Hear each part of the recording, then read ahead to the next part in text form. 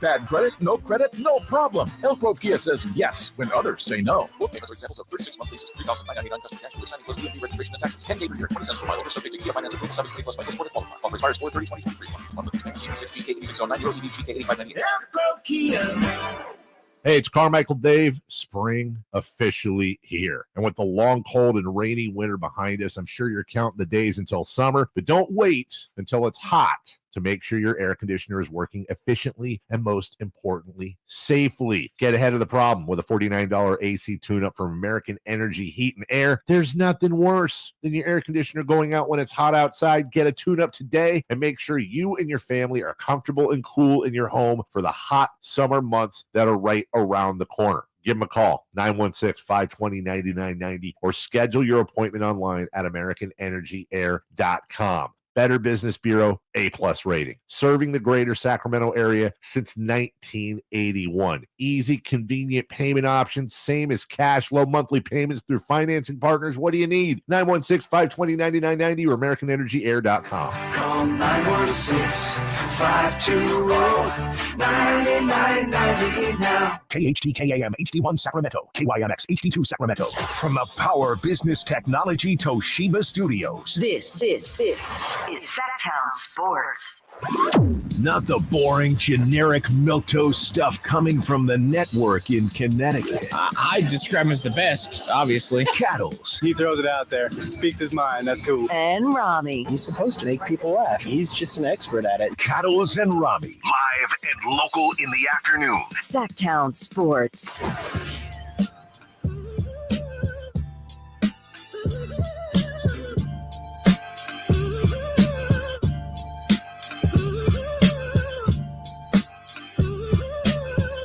Every time. It gets me every time. The old dropping the chair gag gets me every time. It is Cattles and Ramie. That's Cattles right there. Getting set up. Hey, how are you? Sanitized. I'm Ramie. Hey, I'm good. How are you? Yeah, no Simone today, so No we didn't Simone. have a So no top headline. of the hour headline. So, threw you off. yeah, well, I mean, not necessarily threw me off. It's just a lot less time to do what I got to do. Yeah. So, and You some need that might 90 say, seconds, man. yeah, and some might say you don't have to do it, Nick, and I call you all liars. Frankly, I don't care what you think. I've got to do my routine. So that's how it goes in this world. So yesterday was the day that you kind of get through it, right? You get through it. You fight through it. You vent.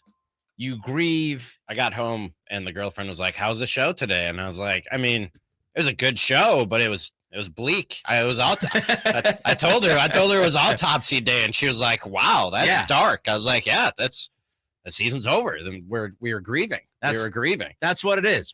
But now the autopsy of that series is over. It's over. We've gotten through it. We looked at all the issues, the cause of death, what went wrong, how you might be able to fix it will come later this week. Really, Ramie, today, for you and I and for JJ, we were talking about this morning. You know, really, today's show is about appreciating what happened this year and taking a look back at what happened and all of the moments that have happened. And I started to think about this when I saw all the guys going through their exit interviews yesterday, Malik Monk and De'Aaron Fox and HB. And here was Malik talking about this season. Nah, man, I can't dream nothing like this. You got to see it in person. You definitely can't dream like this. Can't dream anything like this unless you're doing it. So looking forward to be back next year. You can't dream anything like this unless you're doing it. And you think about where Malik's been, right? He was in Charlotte, which was not the greatest situation for him. Mm-hmm. And then he went to the Lakers, a couple down years. And now you join this organization and you have a chance to be the 3 seed. You win 48 games. You get to the playoffs. This is something that Malik's been waiting his entire NBA career for, and he got it. So that was Malik Monk. Meanwhile, here was Coach Brown talking about things. I'm excited about this team. I got a lot of gratitude for everybody in that locker room. You know, I think we obviously have a chance to really, really be good in the future. This obviously stings. It's going to sting for a while. It should. It's supposed to sting. And hopefully we'll be able to use this and remember what this feels like so that when we get going this summer, we can crank it up a notch so we don't feel this sting again next year. Here's the question for you, Ramie, to start this show off. And the question for everybody listening and watching on YouTube, youtube.com, Sactown Sports 1140. How will you remember this season? When you look back at the 2022-2023 Kings season, how will you remember it? I'm going to give you two answers. Can I give you two answers? Sure. Double dose. I'm going to give you two answers. Double dose. As I sit here today with you, Nick Cattles and JJ and everybody in Sactown Sportsland, youtube.com/Sactown Sports. Basically the way Malik Monk described it, like you almost beyond your wildest dreams. You know what I mean? Especially Nick, I got here, 9 months ago, 10 months ago? You've been here a year and a half or so, somewhere around there. But I always try and put myself in the shoes of a lifelong Kings fan like Jay sitting across the glass or Verlad. And that's why I love going out and watching these games with these people and Simone, you know what I mean? To really like feel what they're feeling, to be there and feel what they're feeling. And Nick, before this season started, your dream come true as a Kings fan was just that the playoff drought ended. You know what I mean? Just at the playoff, just give me some postseason basketball, man. Yep. Give me some meaningful basketball for 82 games. Right. And a little sprinkle of playoff basketball on top. Just give me that.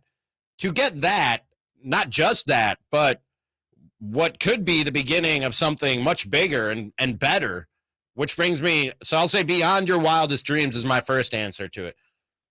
But my second answer to it is I hope we look back a year, 2, 3 years down the road and say just the beginning.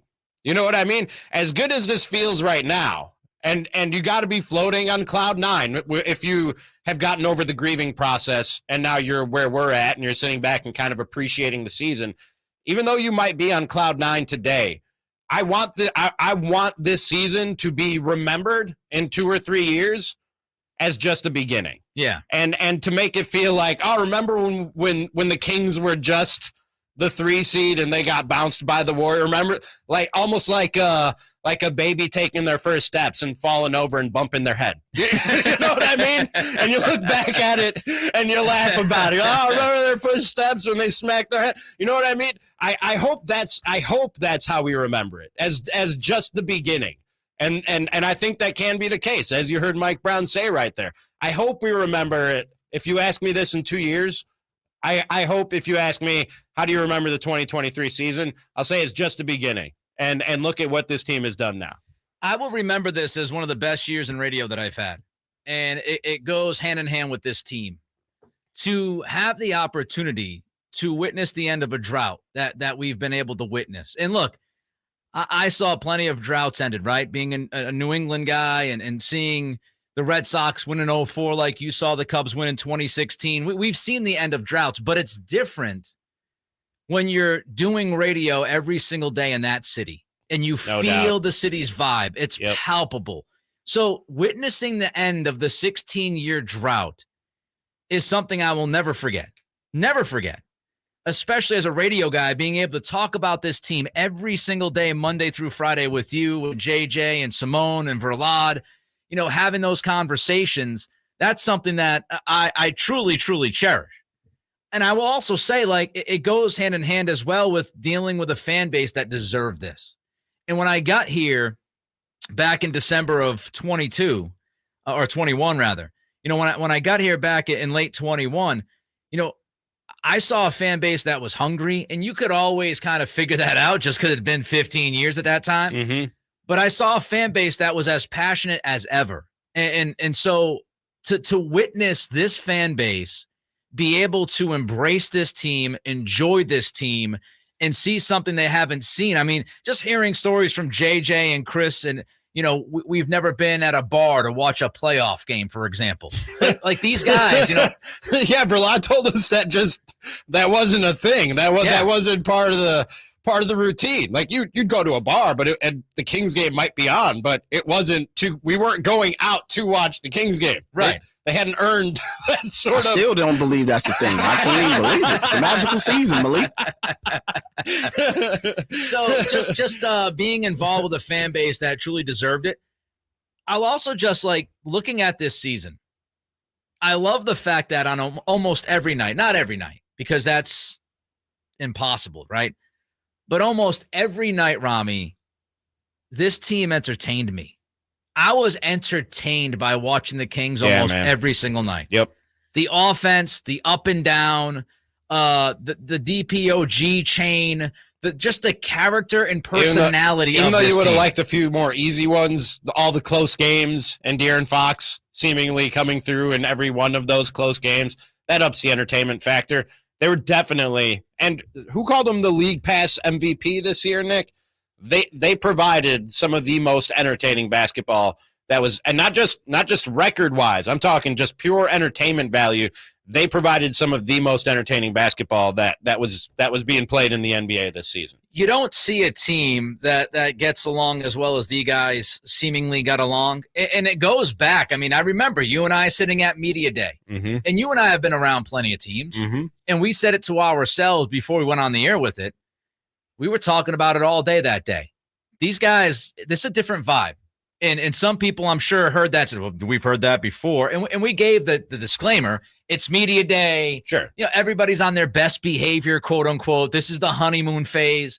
But you did feel it. You felt it in that gym that day that these guys, they liked each other, that they were gelling, and that there was a level of kind of chemistry there. And that absolutely translated on the floor and got you to 48 wins. So I guess just a bigger overarching thought when I remember this season is just how much fun and what a hell of a ride it was. I feel like I got a pretty good BS meter, Nick. I mean, just from being in this bit, but before I was even in this line of work, I've always felt like I had a pretty good BS meter. And I don't get mad when people in our line of work lie to me. You know what I mean? I don't. I understand. It's part of the gig, man. Sometimes people lie to me to be misleading. Sometimes people are just giving lip service and telling you what they think fans want to hear. Business? Hold on, in this business? Yes, and especially at a media day, you'll get lip service and coaches and players just saying into microphones what they think fans want to hear, even though they might not really believe it. Like if you talked to Oakland A's players at some sort of like media day event before this season started, and they were telling you how much they believed, I'm telling you right now, my BS meters would be going off. There'd be sirens blaring, and I'd be able to smell it. You know what I mean? Sure you do. I'd be okay, all right. Okay. Look, man, belief isn't everything. I'm not saying that just simply believing that you can win is going to go out there and get some wins, but that's where it starts, man. That's absolutely where it starts. And when we were sitting at Media Day, Nick, and those guys were talking the talk, I was sitting there going, well, I'll see if they can go out there and back it up. But they believe what they're saying. They 100% believe in themselves individually, believe in Mike Brown and what he's preaching, believe in what the Kings are building. That I knew that day was real. Now, that doesn't, like I said, necessarily single-handedly lead to results, but that's the foundation that I'm talking about when I say hopefully this is just the beginning. And I think Mike Brown would say the same. He basically did say the same thing. Hopefully this is just the beginning, and we're talking about bigger and better things and looking back at the infancy of what's a great team in 2 or 3 years from now. It just felt like this was the right team, the right collection of guys, the right coaching staff to end this drought. And it felt like that almost from day one. This was the right team to end the 16 years, to get them back to the playoffs, to get them back to relevancy, to get them back to respect. And it was a fun team to watch. It was a fun team to root for. It was a fun team to be invested in. We want your thoughts. 916-339-1140 is the text line. The phone number is 1-800-920-1140. Don't forget youtube.com, Sactown Sports 1140. You can give us that thumbs up. We always enjoy those likes. We ask you this hour, how will you remember this season? How will you remember this season as a Kings fan?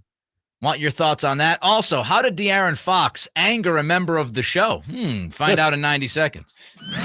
Cattles and Ramie. Sactown Sports.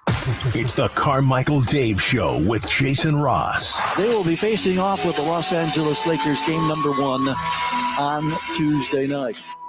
All right, we'll take a break. When we come back, Okay, Now Jason's sad. You made Jason sad with your music. You made Jason sad. You played the music. You told me to play it. I am the producer. I produce. I disagree. Okay. Wow. The Carmichael Dave Show with Jason Ross. Weekday mornings from 6 to 10 on Sactown Sports. Finding great people to hire can be like trying to find a needle in a haystack, but not with ZipRecruiter. Their powerful matching technology delivers so many qualified candidates. It's like finding a needle in a needle stack. In fact, 4 out of 5 employers who post on ZipRecruiter get a quality candidate within the first day. For less hay and more needles, head to ZipRecruiter. And right now, you can try ZipRecruiter for free. That's right, free. At ZipRecruiter.com/free. That's ZipRecruiter.com/free. When you take the time to shop at Folsom Lake Honda, there's one thing you'll always find. Happy people ready to serve you. As a family-owned and operated dealership since 2009, customer service is our #1 priority. Our customers love doing business with us, and you will too. Looking to own or lease? During the spring sales event, drive a brand new Accord or Civic. Visit us today at FolsomLakeHonda.com, your one-stop Honda shop. Folsom Lake Honda. Yeah, your one-stop Honda shop.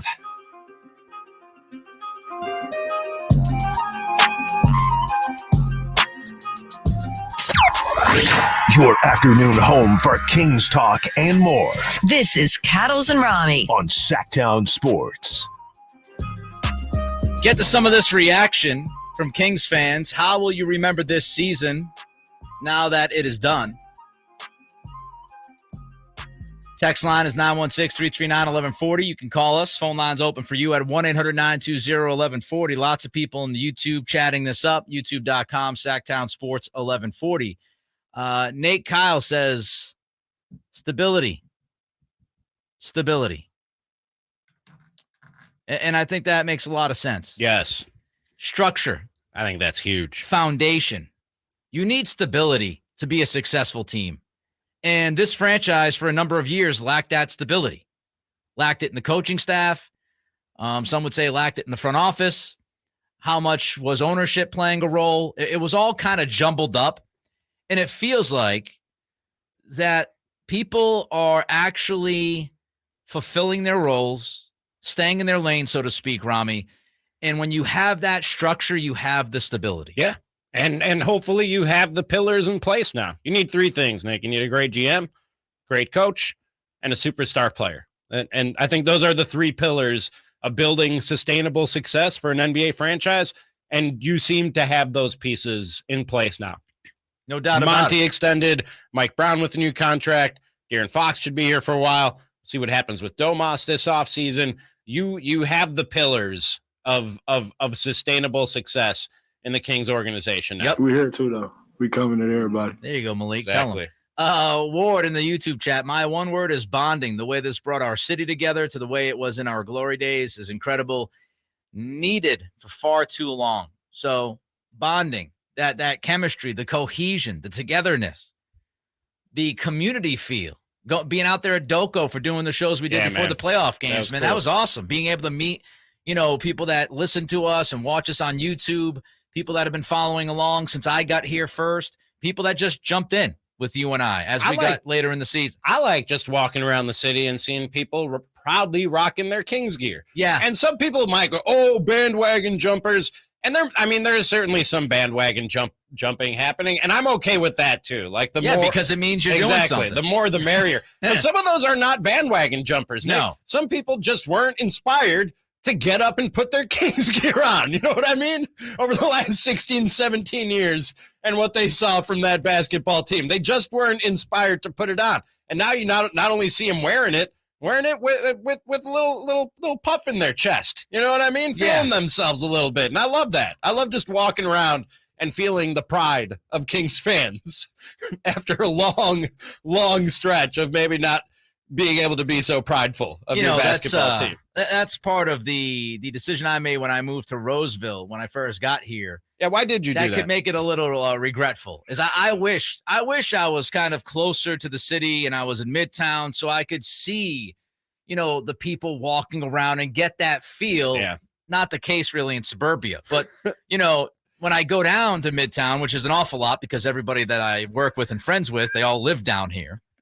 I'm the one driving 40 minutes all the time. Hey, we but came out this last weekend. You did. One weekend. Let's not even talk stupid. Yeah. I showed you how bags are played. But that's how bags. Yeah, everybody was getting all over him about the mini cornhole, and all of a sudden Ramie and Emily stepped to the table and it got serious. Put on a You show. talking about Bird and Magic? It was special. It was. You think this Kings season was special? Those battles between Emily and Ramie were special. They were. I mean, it was something else to witness. Your boy won, just in case you're wondering. 2-0. Why you always lying? I'm taking a victory lap. I won both games. Taking a victory lap over his girl. This guy. We'll get back to you. We'll get back to your reaction. We'll get back to your reaction in a little bit. But yesterday we had the exit interviews, so I wanted to get some reaction from De'Aaron Fox. First, here was Fox on his feelings about the end of this season. I don't know if I told y'all this yesterday, but I was like, this is probably the first time that the season ended and I'm like upset, because of the way it ended, and we felt like, we could have kept playing. We could have, gotten to the second round and, kept our season going. This is the first time that I actually felt like the season ending was kind of hurt for me. And like I said, you want that sting to last a little bit so that you don't want to feel that again. And I feel like that'll help you build towards the future. Okay, I don't want to put words in his mouth, but I don't think JJ was thrilled with this comment by De'Aaron Fox. No, man, because he should have felt the sting for the last 4 years. That should have pushed him to get to this point. And kind of like we've heard everyone else, and you're going to continue to hear on the Cattles and Ramie show, everyone has talked about how this season has been different, like HB has said the last couple of times, compared to the last season or two.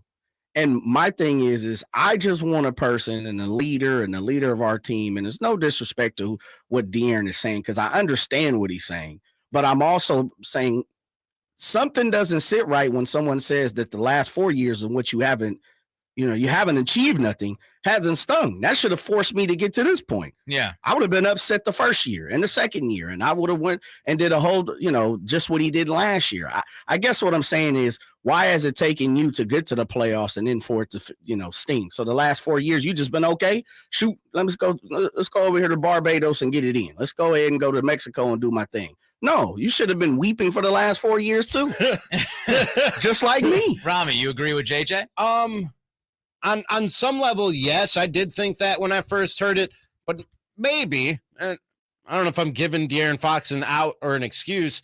Maybe what he meant was the way the season, like the last game of the season, because maybe in the past, like that defeat and that sting, it set in much earlier in the season. You know what I mean? So by the time the end of the year comes around, you're already resigned to your fate. You know what I mean? We've been talking a lot about grieving processes over the last couple of days. Maybe he had by the time game 82 rolled around. By the All-Star break. He had already seasons. He was, the grief period was done. And by the time game 82 rolled around, he was at the point of acceptance. And yes, Jay, planning the trip to Cancun or whatever the case might be. I don't know if he meant like it never stung, or if he just meant like it never stung that much on the last day of the season. I agree. You know what I mean? Real quick, Nick, before you jump in. Sure. That's my argument to it, Ramie, is this. I'm not accepting anything.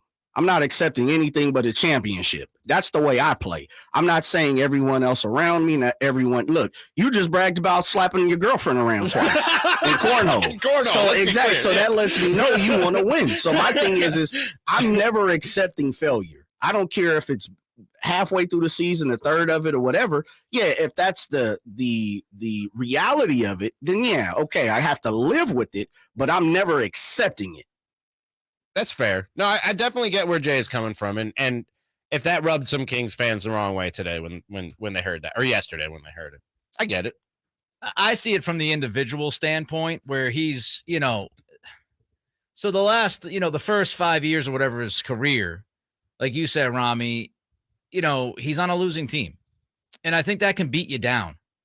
And just being a human being, the way I read it, and we'd have to have De'Aaron sitting here in the studio to, go through all of the emotions and get to the bottom of exactly what he was talking about in that moment. But the way I read it is De'Aaron, for the first time in his professional career, had something to look forward to, and he lost it, and that hurt him more than, he's been hurt before in this situation. Now, I get the idea that JJ is putting across, which is you should take it personally every time when you lose. Mm-hmm. You should, when you leave a losing season, you should take it personally. Maybe De'Aaron looked at it as, I don't have the people around me to succeed. And so he kind of individualized each season of how I can get better and what I can do. And, I've got to rise above whatever's going on. Mm-hmm. This year, it was more about the team. It was more about winning. It was more about success. So he felt the sting because he knew this team was capable of doing more. And maybe in the past, he hasn't necessarily felt that. He's looked at it and said, we don't have the dudes. We don't have the talent. We don't have the team. This year was different because he felt that they had the team that they could possibly beat the Warriors. I mean, it took them to 7 games. So it'd be interesting to hear from De'Aaron a follow-up on, how he felt in prior seasons and why this one was different. But I just kind of take it as a guy who had his first sniff of the playoffs and had that chance to be successful. And he felt it for the first time, like we can do some special things here. And that got taken away from him. And that was the true burn. And also let's say it is. And I think it might be what JJ is saying. You know what I mean? People need to grow up sometimes. You know what I mean? And we forget we're talking about dudes in their early 20s when we're talking about some of these guys who play professional sports. Sometimes it takes a minute to grow into that competitor. You know what I mean? And to have that professional mindset. The bottom line is he seems to be there now. And that's what's important, right, Jay? Yeah. Can we all agree on that? But he's there now. When the question is proposed, I got you. I'm just saying there is a level to everything. Yeah. Like, there's a level to greatness. For sure. And if we're fooling ourselves to think that some of the most competitive people who have won championships and done great things, if we would have heard Kobe say that, people would have jumped on Kobe, God rest his soul. If we would have heard certain things like that from Michael Jordan and LeBron, we didn't hear those type of things. It was like, nah, by all costs, by any means, I'm going to do it. I don't care if I got to miss my child's graduation or whatever you have to do, I'm going to do it. And I agree with the fact of what you're saying is this year, De'Aaron even spoke about it. Year 25 was different for him. Yeah. So I get that. I'm just saying for me, I would have been doing that in high school. Let's go get it. I'm trying to win it all. All right, let's continue the conversation on the other side. We got plenty of comments in the YouTube chat. We can keep discussing De'Aaron Fox and what he had to say yesterday. Also, Domas responds to Draymond Green one last time. Hear what he had to say next. Cattles and Ramie. Sactown Sports. Are you ready to hear this on Sactown Sports? Hand off McCaffrey. Touchdown!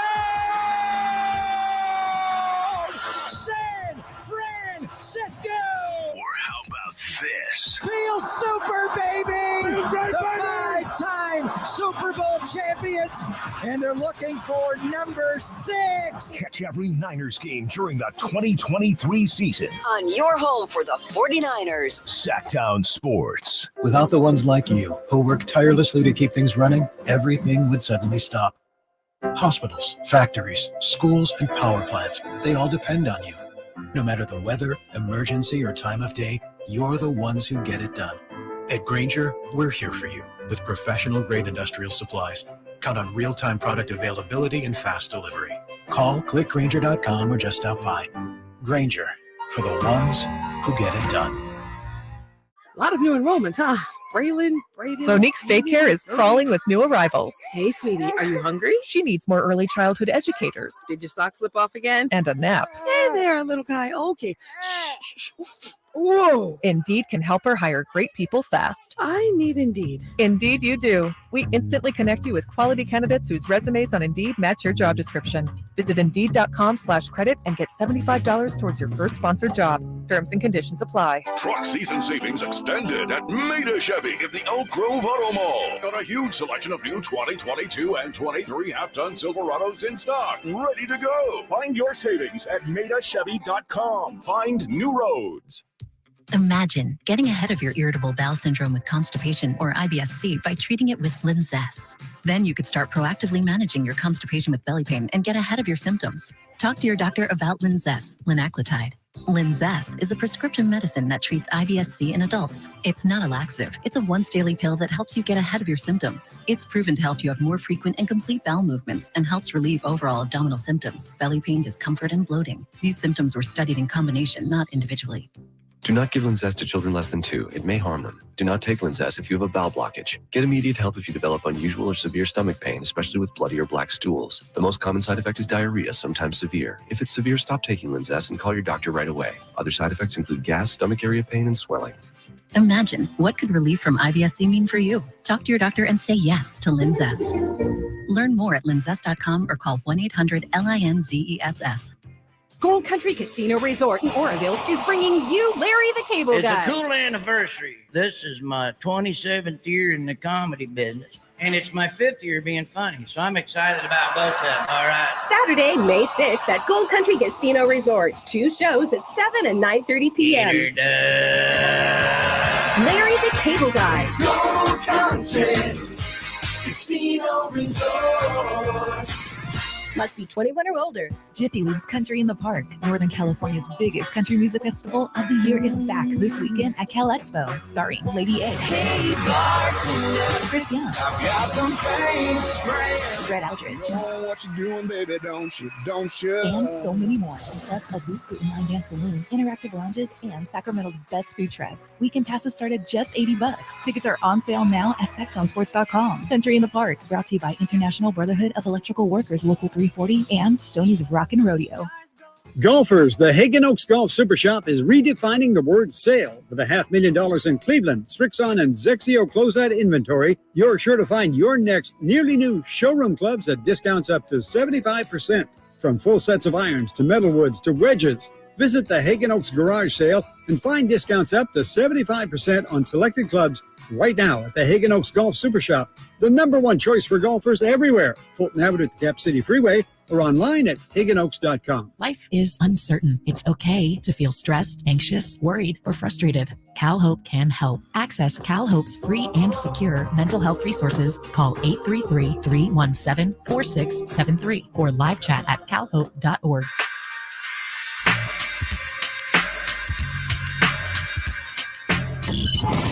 With you 1 mile at a time.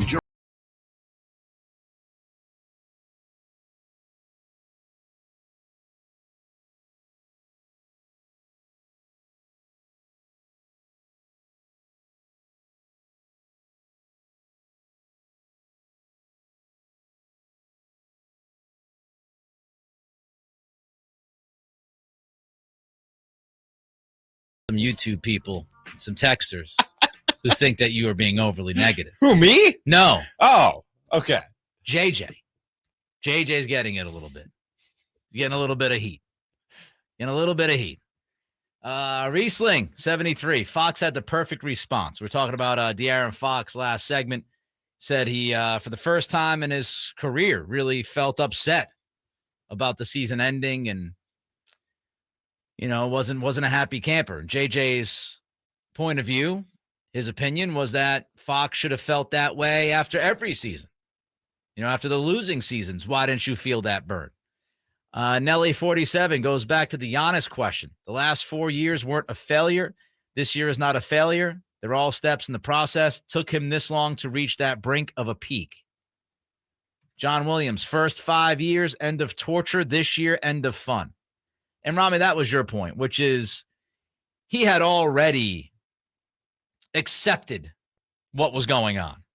He had already, prepared himself for the end of the season because the writing was on the wall. And so he didn't feel the true sting. what I would ask De'Aaron is, off of what JJ's thought was, did you feel the sting in prior years? And when did that sting happen? Maybe the sting was just, as John put it in the YouTube chat, just the torture of losing so much the first 5 years. Like he had been dealing with it over and over and over. It's just like almost numb to being unsuccessful as a basketball team. And then this year he's revigorated. He's feeling, we've got a chance. I've got talent around me. And to lose it, especially, Ramie, like you said, to lose it the way they did. That series was so tight. And then the second half happened to Game 7. And that really had a sting. And I also think another thing, not to be, negative, not to bring up the negative. Here he goes. Here comes the Grinch. We're trying to be optimistic here. I don't want to bring up bad memories. But if you're Fox, the way you lost on Sunday, we talked about it yesterday. It wasn't that the Warriors just outplayed you. Yeah. It wasn't that the Warriors shot 60% from 3. It wasn't any of that. You lost because you didn't get offensive rebounds yourself. You lost because your defensive rebounding suffered and you gave up 13 offensive rebounds in the third quarter. The controllables, as you said they were yesterday. Yeah. That's also going to sting because I'm sure De'Aaron's looking at that saying, man, like we lost that game on things that we could have done better with. Like it wasn't the Warriors, the defending champions, just playing out of their minds. Yeah. That game was winnable. That's really got to bug him. Like I still, Nick, today, more articles about, the Warriors showing their true will and the fabric of this team. And it really wasn't that. I don't know how, not to say that they're not a great team, and they might find it at some point in this playoff run and go on and win a championship. But that was not necessarily what we saw in that series, and especially not in Game 7. That the Warriors were beatable, and the Kings didn't beat them in Game 7. Yeah. They gave you a lot of chances. They were terrible at the free throw line. Everybody but Steph was bad. Well, everybody but Steph and Kayvon Looney. Everybody was bad. You know what I mean? Like, you had your chances to win that basketball game, and they just didn't. And, Nick, if I'm De'Aaron Fox, and especially if I'm Kevin Huerter, Harrison Barnes, Keegan Murray at about the first 4 games of the series, yeah, I'm sitting there going, man, I know I'm a better shooter than that. Yeah. I know I'm a better shooter than that. You know what I mean? That's got to sting, too, that you can do better than what you did in that series. JJ chatted into the group because he's out of his office right now for the time being. He said, man, they lucky I'm gone. JJ would have popped that microphone on and went right back at him. Matthew Henson, JJ has to remember if Fox didn't care, don't want to get this team to the playoffs, he could have left. Well, I mean, I think, he had to stay to get the money that he could get with the Kings, but Rick Worthington agrees with JJ. So JJ is 100% right. So JJ's got one person behind him in the YouTube chat. Can I say nobody's wrong? Like because we don't know necessarily what De'Aaron Fox meant when he said that. You know what I mean? It could be like, I didn't care the first 4 years. It could be what I said, which is that the pain and the grieving process started much earlier in the year. So by the time game 82 was over, he was ready to move on to the next thing. Or it might not be any of that. You know what I mean? Yeah. So I can't tell anybody they're right or wrong for feeling the way that they feel about what De'Aaron Fox said. We don't know necessarily what he meant by what he said. Feel how you feel. The real Cheech jumps in and says, JJ was one of the best high school baseball hitters in Sacramento. My man went to University of Texas. It's pretty good. Let's not forget. It's a good baseball program. He was a successful athlete. He was. So, for all the people doubting his athleticism. Wow, were people like, where's JJ? Where's JJ? No. Well, every time, yeah. When you say something, people are going to say like, oh, well, how many games have you won, Jay? You're going to have that pushback. Yeah. Nobody questions me because of my cornhole game. All right, let's get to. They know I know the mindset of greatness. I do appreciate how you said nothing about it yesterday because of the tone of the show, but you came in today with so much ammo in the back pocket to wax poetic about your mini cornhole games against your girl on Saturday night. And I have to say, that was probably one of the most entertaining events that we saw that night. It was great. We were watching them instead of playoff basketball. The Emily versus Ramie mini cornhole game, much better than Denver Phoenix. Not even close. I mean, there was a time when I was witnessing history, I felt. Like, yeah. I'm not going to, each side was just poof in the hole, poof. Poof, poof, poof, poof. A few times I didn't even touch the board. You know what I mean? Didn't even touch the board. Just right through. I will say, I 3 felt points. I felt justified. I felt redeemed because when people first saw it, they're like, mini cornhole. And then, of course, I don't think that's a very good imitation of me. all the short jokes started to come. It was fun. I had fun. I think Chris said it was like I play that game like it's real cornhole. The cornhole bags are really big to me. But then 20 minutes later, everybody was screaming and hooting and hollering, watching Ramie and Emily go at it. All right, quickly. In cornhole. I had said to you, yes, in mini cornhole. I had said to you before we were about to take the break last segment that Domas had his response to Draymond. We know Draymond went on his podcast and said he had no respect for the fact that Domas did not shake his hand after the series was over. Ramie and I had our thoughts on that yesterday, but here was Domas's response. Domas, going to get this out of the way real quick. Draymond Green had comments about you not shaking hands after the game was over. Do you hear those comments? Do you care about those comments or care to respond to those comments? I mean, I don't know, after the game, they all need, I don't even know how to respond. I don't know how to respond. He's like, I don't care. Why would I care? Can you just not Why ask would me I care about what the guy? that guy said? Who cares? Like what? It doesn't change my life at all. At all. That's exactly the feeling I got from it. Yeah. Like, oh, he was really upset by that? Whatever. I don't care. Great. I didn't shake his hand. Okay. I got no response. Not gonna lose sleep over it. All right. I'm gonna put my head on the pillow. That's literally my response when somebody honks their horn at me and starts screaming at me in traffic. I'm like, oh, okay, guy. You're real angry with your life and you're taking it out on me. All right, I'm going to go on about my day now. I mean, I do that when I'm on the road. I beep and yell at people. I know. Every once in a while. I know. But I feel like I'm justified. It's not that I'm just irrationally mad. Maybe you did something wrong. See, that's Ramie. That's Ramie in a nutshell. Somebody beeps at him. He's like, oh, it's your fault, buddy. No, I'm just like, okay. That's your problem. Whatever happened. I might have cut you off or done something terrible. Look, all I'm saying is whatever happened. You know what I mean? Let's all just move on with our day. What are you wasting energy on this for? What are you getting upset for? There are some moments that I just think you're the absolute worst. And by moments, I mean almost at least 50% of the show every day. It's over. What's getting upset going to do about it? You know what I mean? It's over for you because you're the one that was the violator. I'm angry about it. Not over for me yet. I'm De'Aaron Fox. I'm stung by your terrible driving. I didn't mean to. If I did anything, I didn't mean to. You know what I mean? But, you've never beeped the horn and yelled at somebody? I beep the horn to get people, like if somebody is backing out and they're going to hit me, I beep the horn to get their attention. I don't beep the horn out of anger. No, I'm never like, screw you, dude. No. Oh, yeah, I've been that guy. No, never. Yeah, I'd never do that. That's what.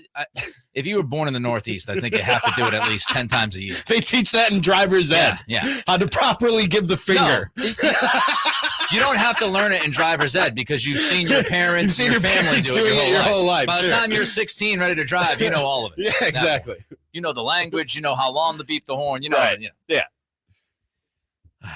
We'll continue this mess next. Cattles and Ramie. Sactown Sports. There's really nothing better than hitting the open road in a new Honda. And at Northern California's #1 Honda dealer, Stockton Honda, we are proud to provide our best selection to get you there. Buying from Stockton Honda couldn't be smoother. Wherever the road you travel might lead, Stockton Honda is happy to get you there. Anytime, anywhere, it's all here. StocktonHonda.com. Based on 2022 total new and Honda certified pre-owned vehicle car sales from American Honda Motor Company's own on report.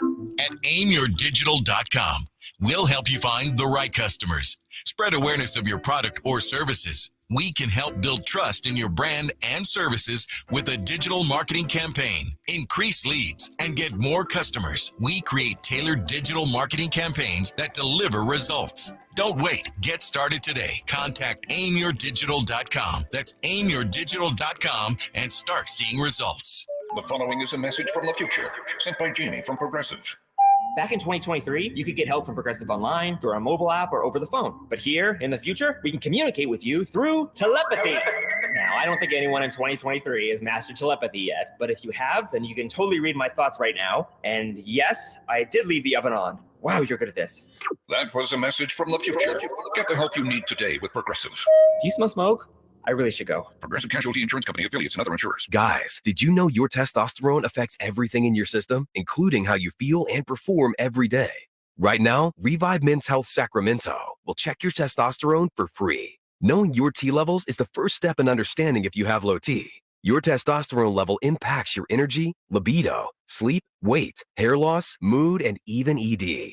Maintaining an appropriate T level can change your whole life. Most men start to see changes in their hormone levels in their 30s. Experience and results matter. So what are you waiting for? Get your T levels checked today by local, experienced, and trusted men's health experts. They've helped thousands of men since 2011. They're so confident they can help you, they even guarantee it. Call Revive today and schedule your free testosterone test, free exam, and free consultation. Call Revive Men's Health at 916-277-8599. That's 916-277-8599. Or visit revivemenshealth.com. Hey, it's Carmichael Dave. I want to talk to you about my friends at American Energy. We can all agree on one thing. Your time is important. That's why at American Energy Heat and Air, they make shopping for a new air conditioner easier with their new online quoting tool. Now, all you have to do, go to AmericanEnergyAir.com and get an instant quote today.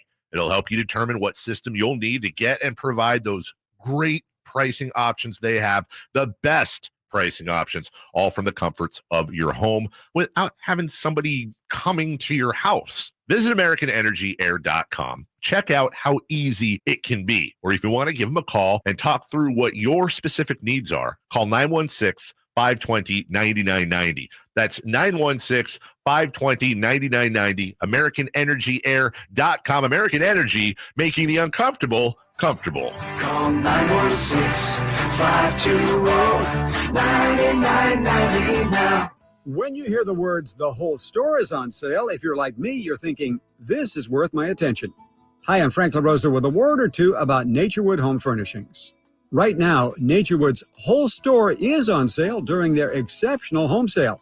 Now your mind is probably doing backflips trying to decide where to start. Would you like to refresh your living room? Would you like to restyle your bedroom? Or maybe you want to redesign your home office.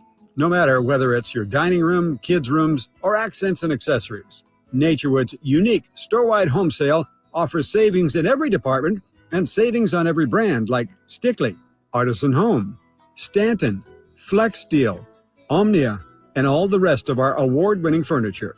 When it comes right down to it, it's all about choices and always about quality. Visit Naturewood Home Furnishings right now for this remarkable home sale. Off Highway 50 at Hazel, look for the water wheel. Listen to Oakland A's baseball on the weekends all season long right here on Sactown Sports, beginning with the pregame show brought to you by Xfinity 10G, the next generation network. ACR Solar and Home Services is here to help you, just like they helped me. Jason Ross here, and ACR did a great job for my family, bringing their impeccable reputation and great workmanship to keep my family covered with a brand new roof. Now we're comfortable and dry during Sacramento's rainy season, knowing our home's structural integrity is protected. Our value is increased, and the home itself, well, it's looking and functioning at its best. The proof, it's in our roof. Now you could get this same quality experience with ACR Solar and Home Services. Just go to acrsolar.com now to sign up for a free estimate and see all that they have to offer, not only to protect your home and family during the cold and wet Sacramento weather, but also including premium made in the USA solar electric systems. That's acrsolar.com. ACR Solar and Home Services is bringing us all the highest quality, highest value, and integrity since 1979. Go to acrsolar.com. That's acrsolar.com.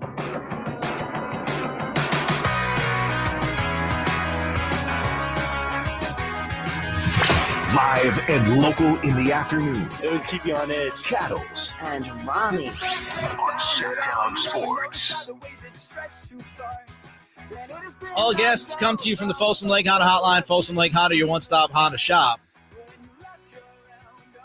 Get back to the Kings in just a few minutes. But because we've been so wrapped up into what's happening with the Kings this year and that playoff series against the Warriors, we haven't even gotten to the NFL draft and what the Raiders and 49ers did. So that's crazy. Yeah, I know. You realize how crazy that is? Well, no, I mean, like in any other year. Because in any other year, I'd look back at us not talking about the draft for like a full week and be like, we didn't do our jobs. We simply did not do our jobs. I'm a draft nerd. But this year, I think we made the right call. I think waiting until now to get around to the draft very confident. was absolutely the right call. Very confident we made the right decision. But so let's go over this for a few minutes, and we'll get right back to your reaction on the Kings and how you would look back at this season and anything else that you've got for us. So the Raiders, they drafted Tyree Wilson, edge, with their first pick. That was 7th overall. Then they came back with Michael Mayer from Notre Dame, tight end. They moved up to get him at 35. And then they had Byron Young in the 3rd round, defensive tackle, Trey Tucker in the 3rd round, wide receiver. I won't go through all of the picks because that's going to glaze your eyes over. But here's Dave Ziegler, the GM of the Raiders, talking about their draft. Started to, you unfortunately, when you go through the draft, you're not able to answer every question that you need, as you work through it, just the way that the draft goes. There's 31 other teams that are selecting players too. And so we did do that at certain spots. I think there's some areas of the team that we're going to continue to look to address and improve and add competition. But, I think definitely on the defensive line, we added some competition there. At the safety position, at the receiver position, that we added some competition there. We obviously added a tight end, but we still have some other areas of the team that we need to continue to grow and continue to work at, which that'll kind of be the next phase that we're getting into now is, looking at those areas, looking at what the other available players are and see if there's other ways that we can improve the team. Any thoughts on their draft? I'm pretty upfront, Nick. I'm pretty transparent. This is one of those subjects where I kind of defer to experts. And no, I'm not just gonna be like, what did you think, Nick? Because you said you're a drafter. No, I mean, after a draft happens, I go and I read the experts' analysis and grades and everything else and kind of defer to what they say. And most people seem to like this Raiders draft. I said beforehand that taking the best player available, I don't think they can really go wrong because it was just a team and a roster that had so many needs. They needed an edge rusher. They went and got one in the 1st round. A lot of people, Nick, and you're not just a draft nerd, but a Notre Dame fan, really like the tight end out of Notre Dame and think that was good value right there. Love the Michael Mayer pick. So I'm kind of, again, deferring to the experts and saying that it was a solid draft for the Raiders. Yeah, to me, look, I love Michael Mayer. I think that was a great pick in the 2nd round. You obviously traded Darren Waller. So now you have Jacoby Myers filling that slot role, and then now you have Mayer. I think Mayer has 1st-round talent. He's not an electric athlete, which is why he probably fell to the 2nd round, but he's got great hands, can go down the seam, can be a boundary guy, also willing to block, which is nice. He's a red zone target. So I think Raiders fans will love him. Tyree Wilson, their first pick, is more of a traits guy. He didn't necessarily have all of the production, but he's athletic, and his frame, he's like a freak. There are a few reaches by the Raiders, but that happens with a draft that's not as deep, and this draft was seen as not as deep of a draft. I was surprised they didn't draft offensive line at all. Kind of surprising to me. Not one offensive lineman. Not surprising, especially after they did the offensive line shuffle all year last year. Yeah, not surprised that 6 of their 9 picks were on defense. And Aiden O'Connell is a young quarterback they drafted in the 4th round. So it'll be interesting to see how he develops. Meanwhile, the Niners, they had to wait until like day 3 because of all the trades they've made in the last couple of years. Their first pick was Jair Brown, who is a safety from Penn State. They moved up to get him at 87. They then drafted a kicker, Jake Moody from Michigan, in the 3rd round, number 99 overall. And then they drafted Cameron Latu, who's a tight end out of Alabama, late in the 3rd round as well. So those were their 3 top picks. Here was John Lynch on his team's draft. Not ideal circumstances, not draft until 99. I have to keep telling myself in the 2nd round, All right, we got Christian McCaffrey in the third round. That's Christian McCaffrey. In the fourth round, that's Christian McCaffrey. And next year in the fifth, that's Christian McCaffrey too. But then to be able to add, with the 9 players, I think they all have, we always talk about to draft a player, you better have a vision for exactly what we expect this player to be and what is our plan to allow him to be that. And I thought we did a great job as a group collectively of having that vision for each and every player, and we made ourselves a better football team this weekend. Just a couple thoughts from me, Ramie, before I get to you and what you think of this draft. They didn't draft an offensive tackle, which is interesting, right? Very interesting. McGlinchey leaves as a free agent. Looks like they're very, very, Trent Williams ain't getting younger. Remember when the season ended and he did? I mean, it was the sting of a loss and a guy who was reflecting. But remember when the season ended, he said he wasn't even sure if he was coming back next year. Yeah. You know what I mean? That's probably something that's going to run through his head every year from here on out. They're apparently very confident, McKivitz, in his ability to fill in for McGlinchey on the right side. When you take a kicker in the third round, he better be really good. They better hit with Jake in Moody. The top 100. Yeah, in the top 100 because Christian McCaffrey. Well, yeah. I mean, Jake Moody, round 3, better be a great kicker. Not to mention, you just pushed a pretty good one out in Robbie Gould. I did like a couple late round flyers. D. Winters, linebacker, TCU. He should have gone before he went to San Fran. That was a good pick. And I also like Ronnie Bell, wide receiver out of Michigan. Saw him play a bunch of times. I like him. I'm not telling you he's going to be great, but I think he's got a chance to make the team. Late round flyer. I like those 2 picks. A couple of draft breakdowns that I read really liked the edge rusher out of Georgia that they took in the 5th round, that Robert Beal Jr. Yeah. 4.49 40 at the combine. And I know 40s aren't everything, but they described him as a guy who's like, he's a niche player. He's a pass rusher, strictly a pass rusher. And when he can pin his ears back and do that, he can be pretty good at it. And you throw in, Nick, the fact that he's going to be in a rotation of pass rushers. He's not going to be a guy who's going to be asked to go out there. You're talking about young, fresh legs in a rotation that's athletic and explosive enough to run a 4.49 40. That looks like a guy that could be a steal. And even though I just said, I just defer to experts when it comes to the draft, a lot of experts, I'm looking at the Athletic right now, and they ranked every draft class. They have the 49ers as 32nd, the worst in the league. But how many drafts have experts not liked over the last few years for the 49ers, and all they do is just keep churning out homegrown players? They go out and make the trades too, but I don't know that you could put a lot of stock in what experts say about 49ers drafts because they panned out pretty well here of late. Ward reacting to your Beal breakdown and chats in. So you're saying he has a motor? Yes, motor guy. Big motor guy. Yes, high motor guy. Got a couple of hard hat guys in there, I'm sure. A couple lunch pails. Yeah, no doubt. All right, let's get back to the Kings. There's your draft thoughts, Niners, Raiders. What is the biggest positive that you take away from this season? We'll give you our answers and then get to yours next. It was an amazing season for the Sacramento Kings. The coach of the year. These honors don't come around often, and so you're very appreciative of them. The clutch player of the year. Fox rocks. He fires for the win. He's got the triple. And a return to the playoffs for the first time in 17 years. 16 seasons of frustration.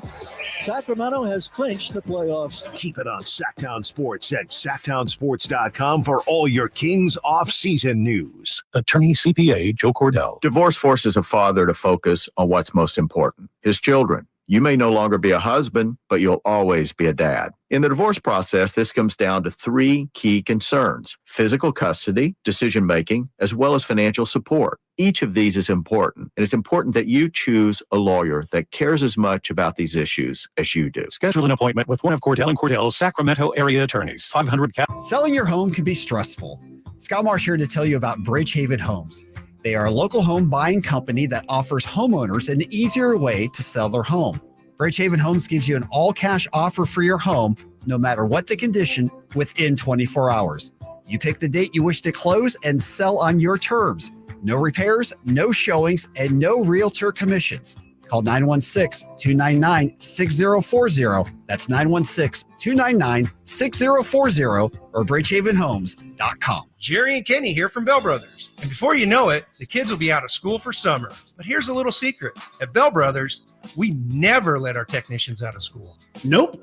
We require them to attend both hands-on and classroom training for a minimum of 3 hours a week, every week, for as long as they work for the company. That's 150 hours a year. Regardless of how much experience they have or how long they work for the company, technology constantly changes in this industry, and we want our techs to be as current as possible. We also train on customer service and communication skills to make sure you have a pleasant experience. We have dedicated training facilities and full-time trainers. We don't leave anything to chance, which is why our technicians never get out of school. Call Bell Brothers right now to schedule an $87 precision tune-up. Our number is 916-444-1234, or find us online at theNoSurpriseGuys.com. The No Surprise Guys, Bell Brothers.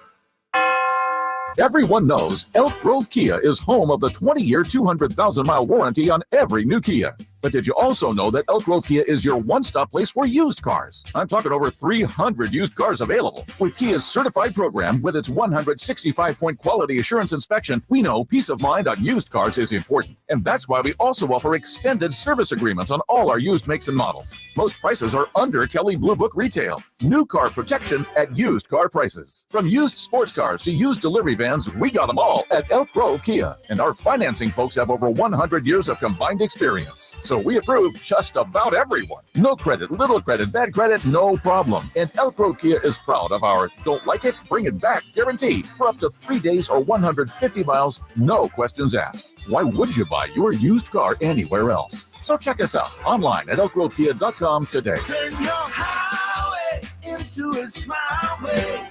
Elk Grove Kia. Hey, movie fans, the Esquire IMAX Theater in downtown Sacramento is now serving adult beverages. Playing this week, Guardians of the Galaxy Volume 3, an IMAX 2D and 3D experience. It's time to save the universe. Let's give the galaxy something to remember us by. See Guardians of the Galaxy Volume 3 on the largest screen in Sacramento. Visit IMAX.com/Sacramento for tickets and reserved seating. Select showtimes in 3D. Plus, join the free IMAX Directors Club to receive special member pricing on tickets and more at the Esquire IMAX Theater. KHTK AM HD1 Sacramento, KYMX HD2 Sacramento. From the Power Business Technology Toshiba Studios, your home for the Sacramento Kings. It's Sactown Sports.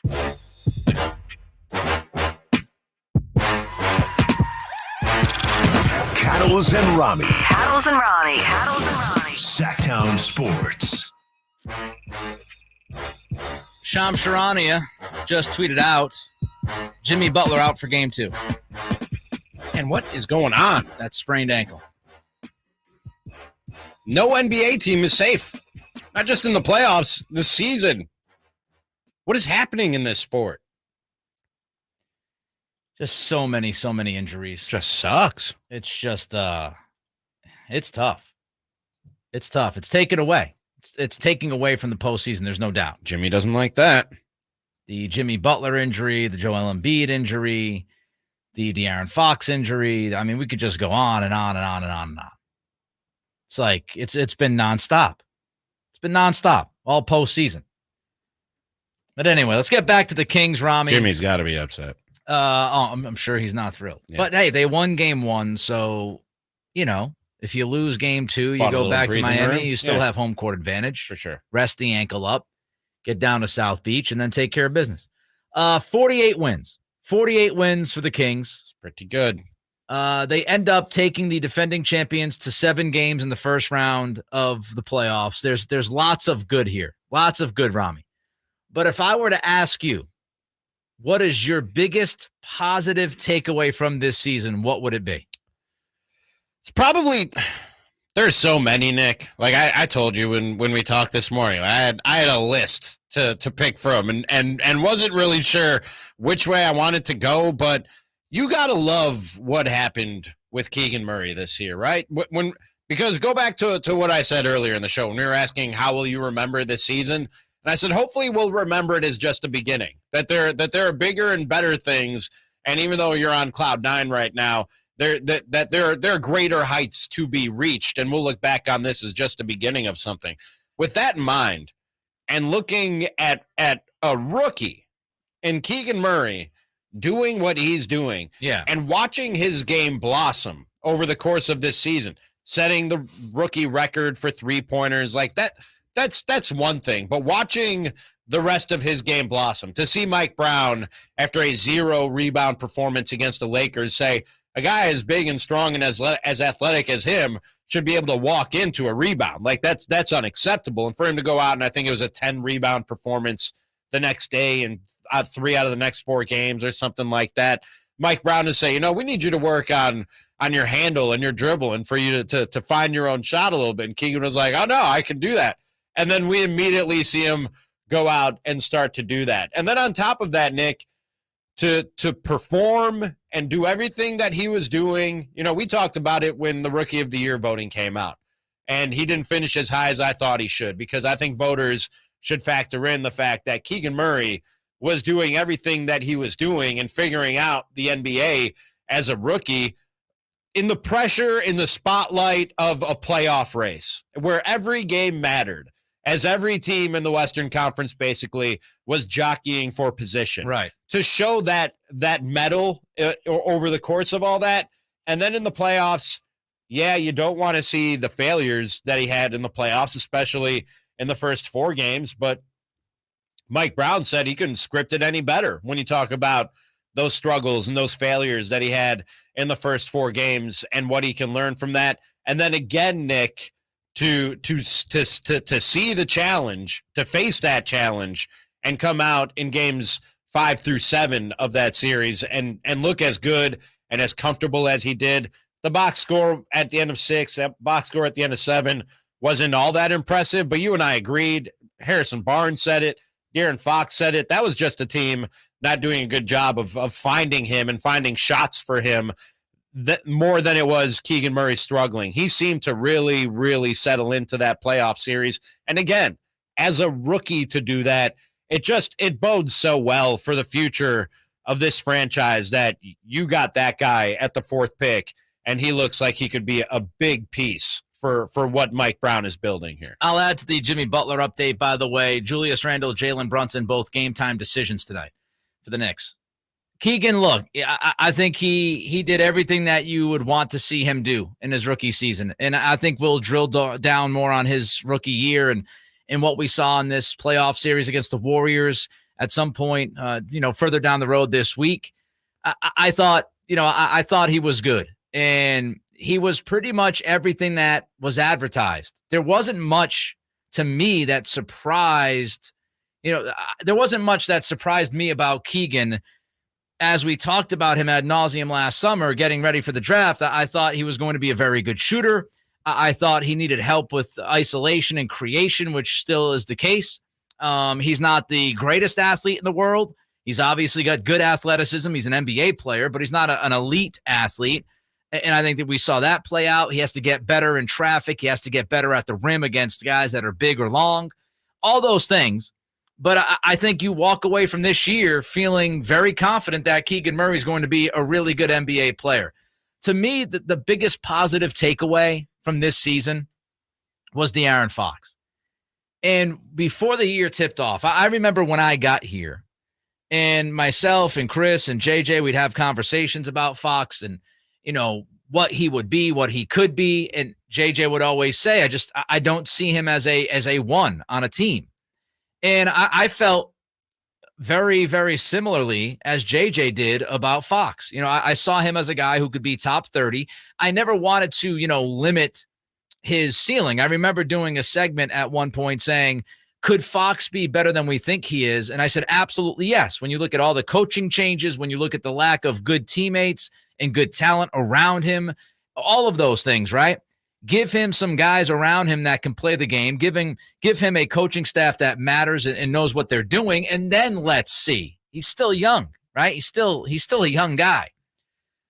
But he still exceeded my expectations. Even though I thought, he's 30 to 35, if I ranked him in the NBA before the season, I'd say, his ceiling is probably, top, maybe 25-ish.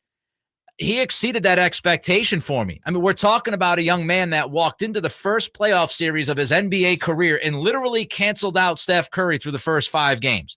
Now, I know games 6 and 7 were different, especially 7, but I'm not going to overlook his injury. I think that finger 100% impacted his play. He wasn't the same guy. He wasn't the same guy after that first half in game 5 with the injury. He couldn't handle the basketball as well. He looked uncomfortable driving to the bucket. He wasn't going downhill as much. But through the first 5 games of that series, man, he went punch for punch with Steph Curry. And Nick, to put it in perspective, even with the broken finger and the drop off in his performance in the last couple of games, 192 points in his playoff series debut, second only to a guy named, let me make sure I'm pronouncing this right, LeBron James. Oh, LeBron James. Yeah, he's pretty good, right? He's pretty good at basketball, isn't he? Not bad. That just tells you, and LeBron did it when he was, 19 or 20? But that's insane. You know what I mean? But for to even be in the same breath or the same sentence as LeBron James when you talk about playoff debuts or really anything basketball related when it comes down to it, that just puts into perspective what this dude did. And Nick, it's one thing to do it in the regular season. We've heard numerous people say it leading up to and since his performance in the playoffs. It's one thing to be that good in the fourth quarter and in the clutch in the regular season. It's a whole nother thing under the bright lights of the NBA playoffs. You know what I mean? No doubt. And the fact that it translated to the playoffs is certainly one of the huge developments of this season for the Kings. He looked like a legitimate 1A on a playoff team. And that was, to me, that was the revelation. Even if you felt that he could get there, even if you were optimistic and said some of the things that I said going back, I don't know how long ago when we discussed Fox and whether or not he had a higher ceiling, no matter how you felt on the positive side towards him, I don't know if anybody would have walked into this playoff series against Golden State thinking he's going to prove himself to be a 1A, a dude that, again, is going to go haymaker for haymaker with Steph Curry. I mean, not many people can do that in a playoff series. I also think he showed his leadership on and off the floor. Look, he's a quiet, reserved kind of cat. He's not going to clubs and hanging out and doing this and doing that. But he showed his leadership and he showed his edge. For the first time, we saw De'Aaron Fox, who he is with a team that he actually believes in and with help. He's a guy that plays with an edge. He's somebody that's going to bark back and forth with Draymond Green during a playoff series. Might get him a technical, but that's okay. He's going to get in the face of certain guys. He's going to let people know that he's really good at this when he hits a game-winning shot in Chicago. He showed that edge and he showed that leadership, which were two things that people, we didn't really know if he had. Did he have the quote-unquote killer instinct? Did he have that mentality? Did he have that dog in him? We saw it. All those cliches, all those sayings, we saw that within De'Aaron this year. He also stepped up defensively, and we've been critical of his defense, and I think rightfully so before this year. He never really consistently, night in and night out, gave that energy and effort. He never was fully engaged for 40 minutes, 48 minutes, and we saw him take a step defensively. So, I mean, I walk away from this year saying to myself, De'Aaron Fox can be a top 20 guy in the league. And I would have capped him. Oh, that's legit. I would have capped him probably at top 30 off of what we've seen before this season. But this season in that playoff series against Steph, I think you now look at him and say, you know what?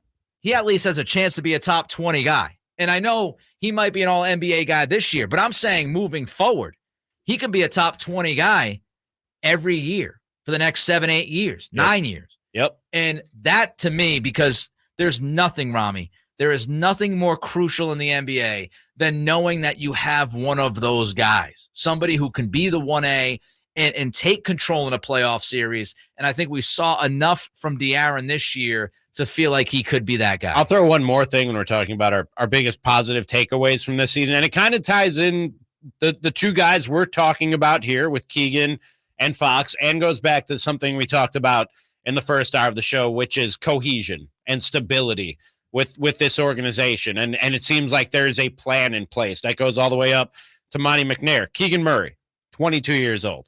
Kevin Huerter, Davion Mitchell, 24 years old. De'Aaron Fox and Malik Monk, both 25. Domas Sabonis, 26 years old. Everybody I just mentioned, not only in their early to mid-20s, but other than Domas, under contract for, I think, at least 2 or 3 more years. When you look at that very young core of this Kings team that's already been the 3 seed and went toe-to-toe with the dynasty that is the Golden State Warriors, eventually falling in Game 7, obviously. But to do what they did with this young a roster and for this core to be locked up and tied up for this Kings team, if they want to keep it together for years to come, Like, I don't know how you could be any happier about the future of this team once you get over the way that things ended on Sunday. All right, what is your biggest positive takeaway from this season? Ramie's got Keegan on his board. I've got De'Aaron Fox on my board.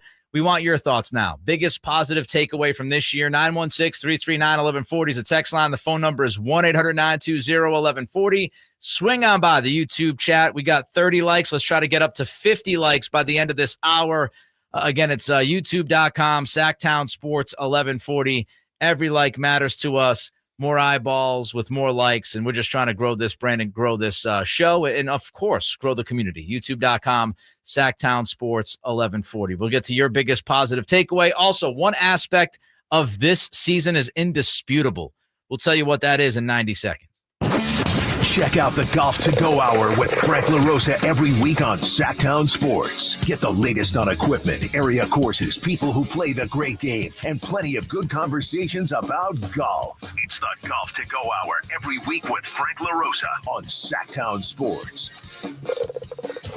Golf to Go is brought to you by the Hagen Oaks Golf Super Shop, America's most awarded golf facility. Nature Wood Home Furnishings, where it's all about choices and always about quality. Have you Googled yourself lately? Are there negative posts from an ex-employee or a former client? Maybe an outdated news article or sensitive personal information about your family? Search engines don't always get it right, but right or wrong, it's your reputation on the line. That's where Reputation Defender by Norton comes in. One of the most trusted names in online reputation repair, Reputation Defender has been fixing people's search results for over 15 years. Their cutting-edge approaches help you to wipe away unwanted information in your search results. They also promote the good stuff so that it rises to the top, helping you put your best foot forward. Your good name is too valuable to leave to the whims of a Google algorithm. Take control with Reputation Defender. You can start by getting your free reputation report card at reputationdefender.com or call 800-401-6681 to speak to an expert. That's 800-401-6681.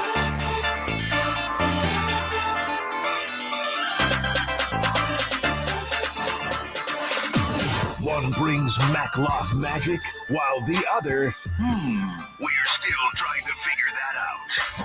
Paddles and Ramie. Sactown Sports. One aspect of this season is indisputable. We'll get to that in a few minutes. Let's get to some of your reaction first. Text line, biggest positive takeaway of this season for your Sacramento Kings. Chris the mom texts in, the technical Fox got to stand up for Keegan, helped Keegan for the rest of the playoffs. You could see him kind of shaking when he got poked in the eye. After Draymond tried to intimidate him with his mouth, Fox stepped in, loved it. That's leadership. Yeah, he played with the edge. He played with the edge. He was there to protect his teammates.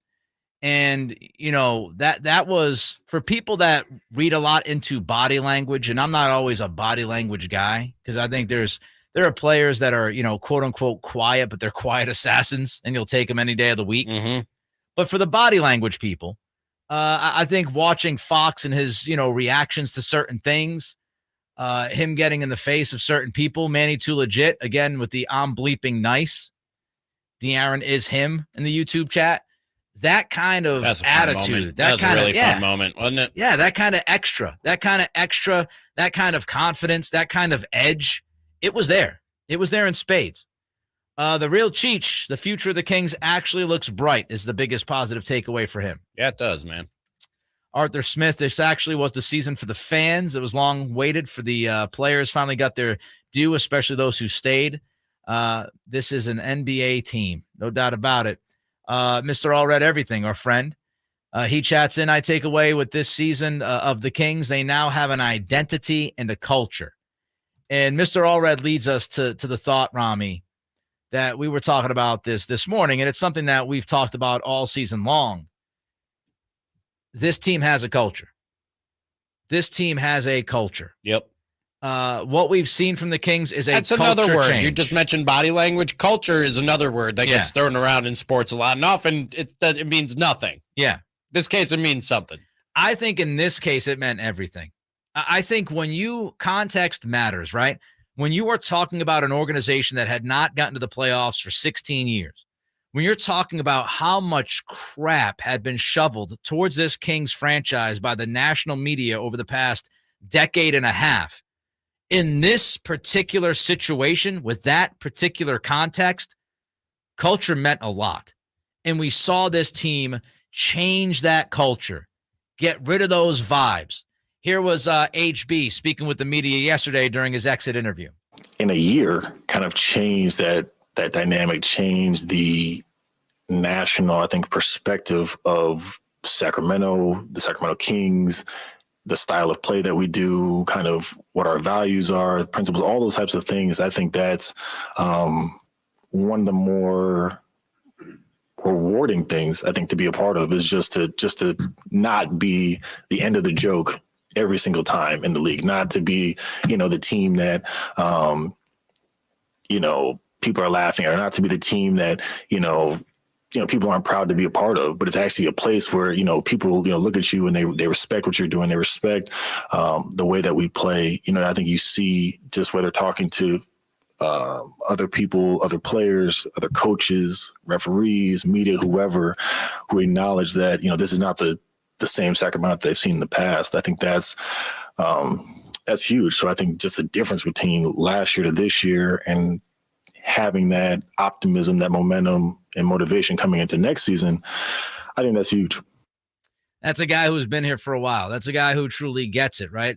A guy that has had to hear all of those negative things and the narrative that's been carried around. And he's talking about the outside perception. Yeah. I think it starts on the inside, man, because you suffer enough defeat and you start to lose faith in yourself, and you start to believe the same thing that the rest of the NBA world believes about you. You know what I mean? Or there's at least a seed of doubt planted in your mind about how good you are, how good the team is, if this thing can ever get turned around. I think before you can change the perception of people outside the organization, especially when it comes to the Harrison Barnes, the De'Aaron Foxes of the world, guys that have been here through much of these struggles and this playoff drought that the Kings have suffered through, I think you needed to convince them first that this was something that could change. You know what I mean? Or there was at least a part of them that needed to be convinced that this was something that could change and get better. And this matters. For sure. It matters when you hear HB say what he said, and it also matters when you hear Trey Lyles say this yesterday. Returning is honestly my number one priority. The fellowship, the relationships that I've been able to create with these guys has been above and beyond anything that I've had in the past. I went to on a personal side, I went to De'Aaron's birthday dinner earlier this year, and that's the first time that I've ever hung out with, I guess you could say, a teammate, or inside of a personal matter like that, at a house, just having dinner and just hanging out. So for me, that's my number one priority, is just to continue to be here and build those relationships with these guys and be part of something special. So yeah, that matters.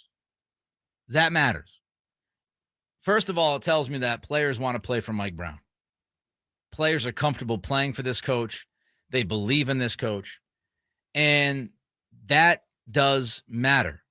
The idea that your coach is desirable to players matters. I would also say, Ramie, that when you start to see the shift in the reputation like we've seen here, when you start to feel that difference within the culture of a franchise, it helps with acquisitions. Yep. If you want to hope that word spreads. If you want to bring Vezenkov over from overseas, right, this offseason, he might be more willing to do that now because he just saw this team get to the playoffs, win 48 games, push the defending champions to a game 7, and he might look at it and say, yeah, you know what? That's something I want to do. That's a place I want to be. Free agency, those things matter. Just like Malik Monk coming here in the offseason last year because his best friend was on the team. Relationships matter. When free agents are looking around, they now, to me, the only reason a top free agent would ever entertain coming to Sacramento was the money over the last few years because of the reputation of this franchise, and they hadn't won in all of those different things. And so now you look at what they've built here in this first year.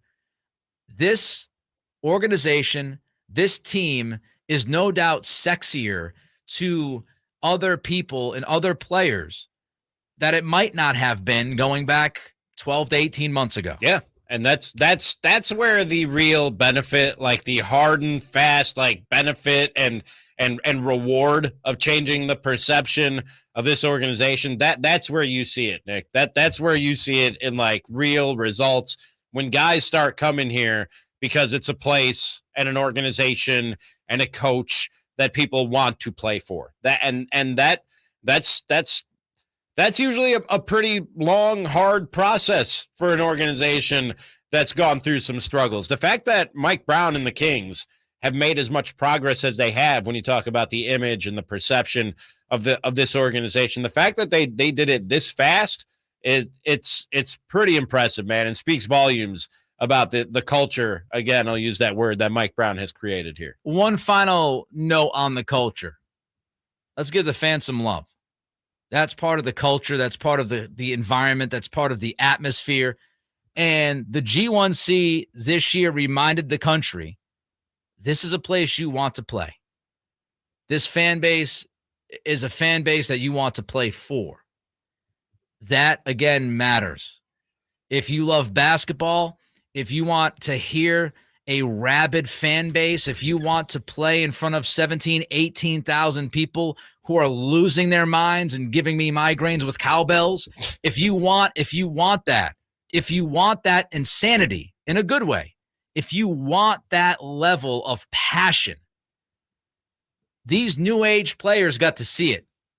It's tough. You could show the old footage. You could go back to 2002 but it's different when you're talking about right here, right now. Mm-hmm. Players can watch the film, but they say, yeah, but what's happened the last 16 years? They put on that playoff series against the Warriors, and they're listening to that crowd. You don't think Kyrie, who was sitting there in the front row on Sunday, was thinking to himself, wow, this crowd's kind of nuts? Of course he was. You're not trying to get Kyrie here. God, right? no. Okay. All right. But that means something. I want nothing to do with Kyrie Irving. But that means something. It does. Contextually, it means a lot. Every little bit helps. Every little bit. The coach, the culture and vibe of the team, the fan base and the arena and who you play in front of. Kyrie also got to hang out with Jay, too. So he did. That's another thing that might draw him to Sacramento. There's no doubt. I mean, yeah, I think John Lynch, Kyle Shanahan, and Kyrie Irving all walked away from Sunday. They weren't thinking about what they just witnessed from Steph Curry. No. They were thinking about how they were able to meet JJ. For sure. Special moment in their life. That was the highlight of their day. I mean, I feel like special opportunity to work with the man. Game 7, whatever. You know what I mean? Yeah. They're all Warriors fans, got to see that Steph Curry performance. I met JJ. That's what those guys walked away thinking. The most popular person I got to sit next to during a game this year was Scott Marsh. He works just downstairs. That's just barely a notch below Kyle Shanahan, John Lynch, and Kyrie Irving. Yeah. Right, just in that, just notch right below Scott Marsh. An NBA playoff edition of Feeling It or Fraudulent's coming up. It was an amazing season for the Sacramento Kings. The coach of the year. These honors don't come around often, and so you're very appreciative of them. The clutch player of the year. Fox rocks. He fires for the win. He's got the triple. And a return to the playoffs for the first time in 17 years. 16 seasons of frustration. Sacramento has clinched the playoffs. Keep it on Sactown Sports at SactownSports.com for all your Kings off-season news. Sacramento weather is brought to you by Bonnie. I'm Tamara Berg in the KCRA 3 Weather Center. Your Tuesday forecast remains cool and unsettled. We'll see the chance for showers this afternoon, on and off again, and maybe the chance of an isolated thunderstorm, highs in the mid-60s. Get the latest forecast on the KCRA 3 News and the KCRA 3 app. Plumbing, electrical, heating and air, everything that makes your home your home. With Bonnie, you sure got that covered. And right now, get your air conditioner tuned up for just $79. Originally $129. Bonnie.com. Bonnie. 635. The newest, most exciting race cars are coming to WeatherTech Raceway, Laguna Seca, May 12th through 14th for the Motul Course de Monterey, powered by Hyundai. North America's premier sports car series brings intense wheel-to-wheel racing. And there's plenty of family fun, too, including go-karts, a Ferris wheel, and a kids zone. Get your tickets now by calling 831-242-8200. That's 831-242-8200. Or visit WeatherTechRaceway.com. Enjoy Mother's Day weekend, May 12th through 14th in beautiful Monterey. The folks at M&S Auto know that inflation is tough on everybody. If you need an excellent, gently used car or truck, M&S has hundreds of vehicles on the lot on El Camino, just off the Cap City Freeway. M&S customers get great deals and they save thousands. Get a great deal now on super clean 4x4s, including Tacomas, Silverados, and Jeeps, and muscle cars, Challengers, Teslas, Mustangs, and even the occasional McLaren. M&S Auto, msautogroup.com. Finding great people to hire can be like trying to find a needle in a haystack, but not with ZipRecruiter. Their powerful matching technology delivers so many qualified candidates. It's like finding a needle in a needle stack. In fact, 4 out of 5 employers who post on ZipRecruiter get a quality candidate within the first day. For less hay and more needles, head to ZipRecruiter. And right now, you can try ZipRecruiter for free. That's right, free. At ZipRecruiter.com/free. That's ZipRecruiter.com/free. Great team. Where's the defense? Defense! Okay, everyone take a break. Greetings, Sacramento. Doug Christie here for the Good Feet store, asking, when is something too good to be true? When it probably is. And had I not experienced it for myself, this spectacular season would definitely qualify as too good to be true. So everyone out there in radio land, continue to enjoy. Something else that could seem too good to be true is Good Feet Arch Supports. But trust me, I've experienced firsthand the comfort, balance, and support possible with Good Feet Arch Supports. And so have countless others who have pretty much given up hope. It's time you felt good again. Take your feet to the Good Feet store for a free personalized arch support fitting and test walk. Experience for yourself the comfort, balance, and support missing in your life. The Good Feet store in Sacramento, Roseville, Stockton, Modesto, and now Vacaville, online at goodfeet.com. Guys, did you know your testosterone level impacts your energy, libido, sleep, weight, hair loss, mood, and even ED? And right now, Revive Men's Health Sacramento will check your testosterone for free. They've helped thousands of men since 2011 feel and perform better. They're so confident they can help you, they even guarantee it. Schedule your free testosterone test, exam, and consultation today. Call 916-277-8599. That's 916-277-8599. Or visit ReviveMen'sHealth.com. At aimyourdigital.com, we'll help you target the right audience, build your leads, and crush your quota. Take your business to the next level. Our digital marketing strategies help grow awareness of your product or service, all while building trust in your business. Our approach involves leveraging multiple tools and strategies to deliver exceptional results that are customized to your unique business needs. Don't wait to run out of sales leads. Keep your business growing. Get started with aimyourdigital.com today. At Ashton & Price, we get injury victims to yes. Experience, yes. Ashton & Price has been around for over 25 years. No more insurance companies? Yes. Our clients focus on getting better, and we handle all the rest. Results? Yes. We've collected over $100 million for injury victims. No fee until we win? Yes. Our clients pay nothing until we win. Ashton & Price, the best at getting to yes. Remember, for the best advice, don't think twice. Call Ashton & Price. Is it really real or is it fake? Truth or fugazi? It's time to find out. Is feeling it or fraudulent? All right, a playoff edition of Feeling It or Fraudulent. We bring on our resident superstar, the most popular man in Sacramento. Much more popular than Ramie and I. And may I just say this? Yes. I want to do this now before I forget, because I will forget. Oh, Lord, here we go. Happy birthday to our guy. Thank you, brother. Oh, hey. It's happening, what, Thursday? Yes, Thursday, sir. Yeah. So JJ's off the rest of the week after today. Happy birthday. He shared with us that his lady is taking him on a vacation. He has no idea where he's going. Mystery vacation. She said, pack your bags. We're going somewhere. Yes. and I'm accepting it. Are you going to get blindfolded until you get on the plane, No, or do you no, find no. out when you get to the Yeah, airport? well, I mean, All right, okay. yeah, you kind of got to know, right? You got to pass through security and everything.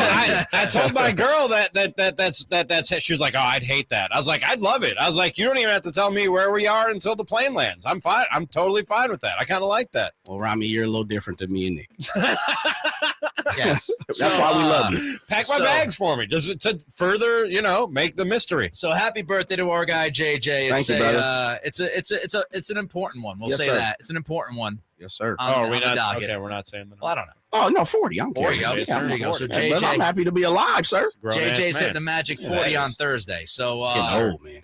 we won't be able to celebrate with him this week, but we will certainly. We shall celebrate. Yes. Yeah, we have been talking about We celebrating shall. at some point Yes, we down the shall. road. So happy birthday, buddy. Let's go to feeling it or fraudulent. Feeling of the fraudulent. We'll start with you, Mr. Castle, this week because we started with Mr. Mackloff last week, and we'll begin with the Phoenix Suns on the West Coast. They are down 0-2 to the Denver Nuggets, and it doesn't look pleasant.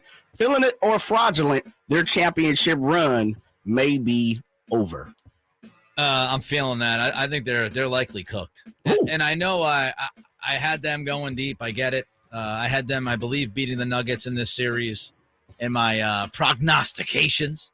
But I'm feeling it. CP3's got a groin injury. Their defense has been awful.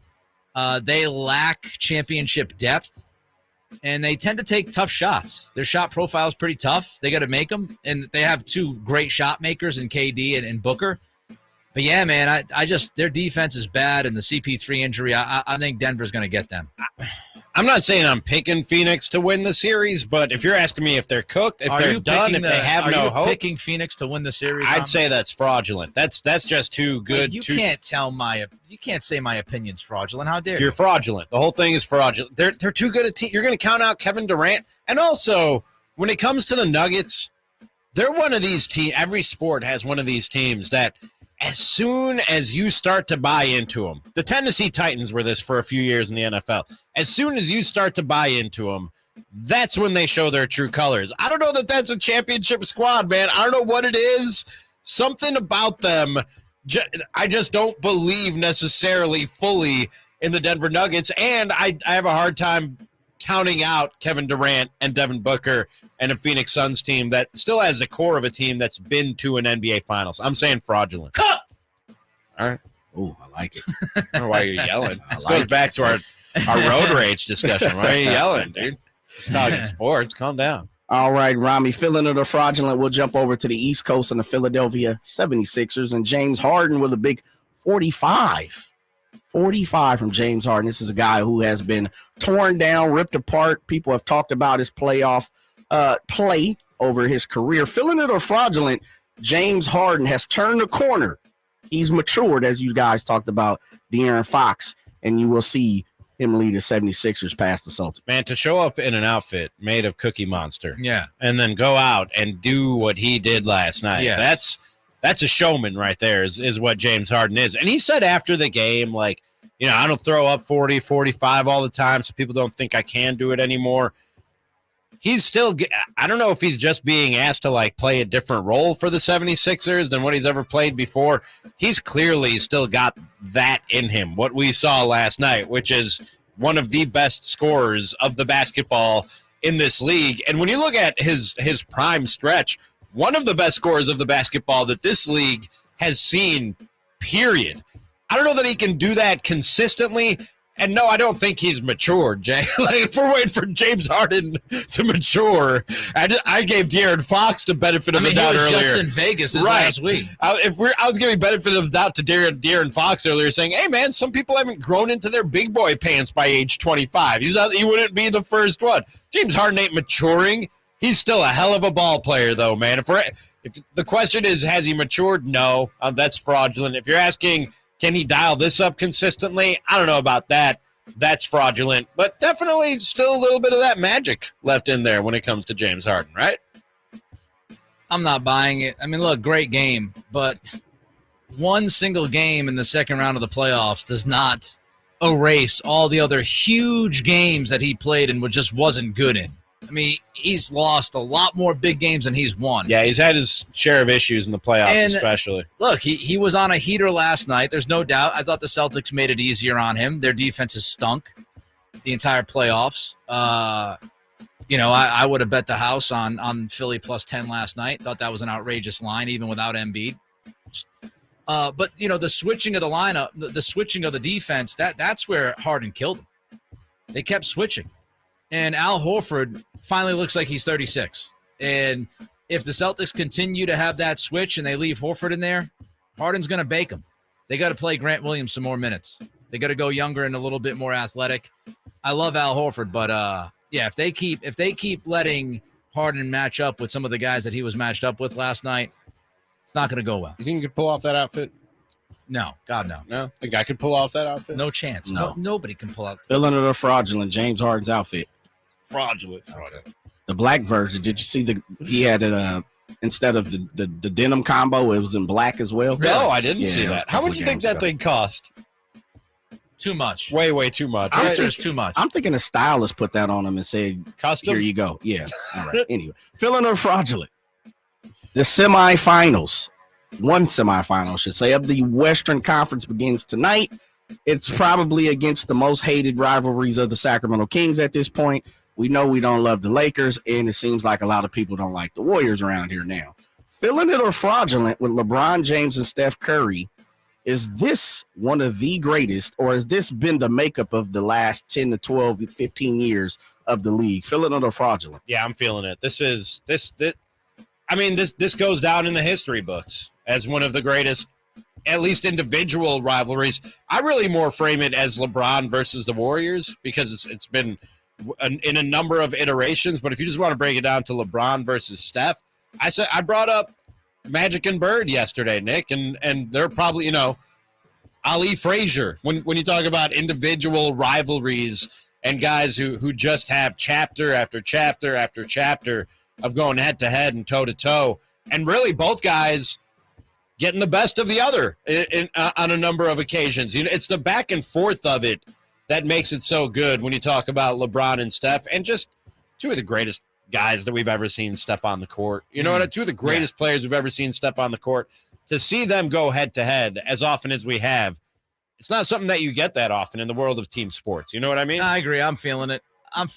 Manning Brady is another one. Look, two of the best, as you said. And, it's really tough to remove yourself from what happened on Sunday and you just watch the Warriors in 7 games. And, of course, there's going to be some bitterness.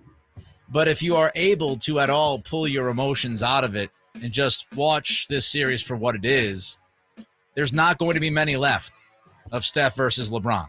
LeBron's 38, Steph's 35. As a basketball fan, appreciate the moment.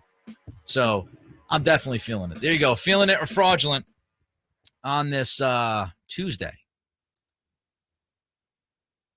All sorts of reaction that we got to get to. I promise I'll get to it. YouTube.com, Sactown Sports 1140. Also, don't forget, you can text us 916-339-1140. Also want to tell you that all guests come to you from the Folsom Lake Honda Hotline. Folsom Lake Honda, your one-stop Honda shop. The I-80 mayor beef is alive and well, apparently. We'll get to that more next. Cattles and Ramie. Sactown Sports. Catch the Oakland A's every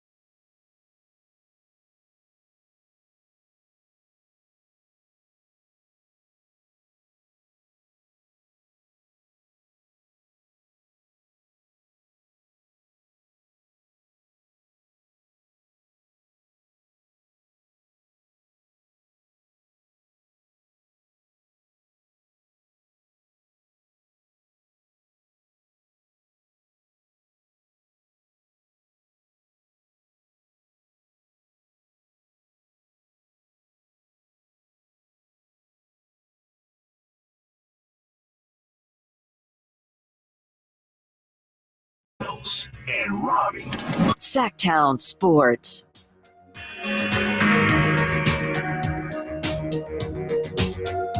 Let's get to some of your reaction before we get to this I-80 mayor beef that Ramie's had an eye on for the last couple weeks.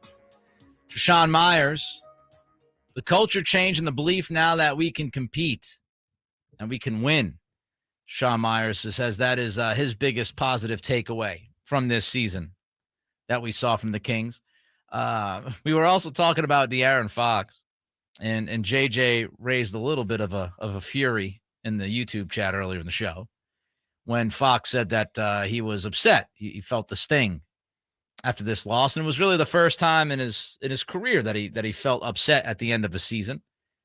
And so a poor truck driver jumped in his truck or her truck and said, I just got in my truck and heard, take what De'Aaron Fox said however you want, which is what Ramie said. What is that referring to? Worried now, LOL. That's what it was referring to. We also everything's fine. Yeah, everything's fine. Everything's fine. All right, everything's good. Everything's still good in Kings land. De'Aaron's here. Yeah. He's happy. Everything's good. Everybody's good.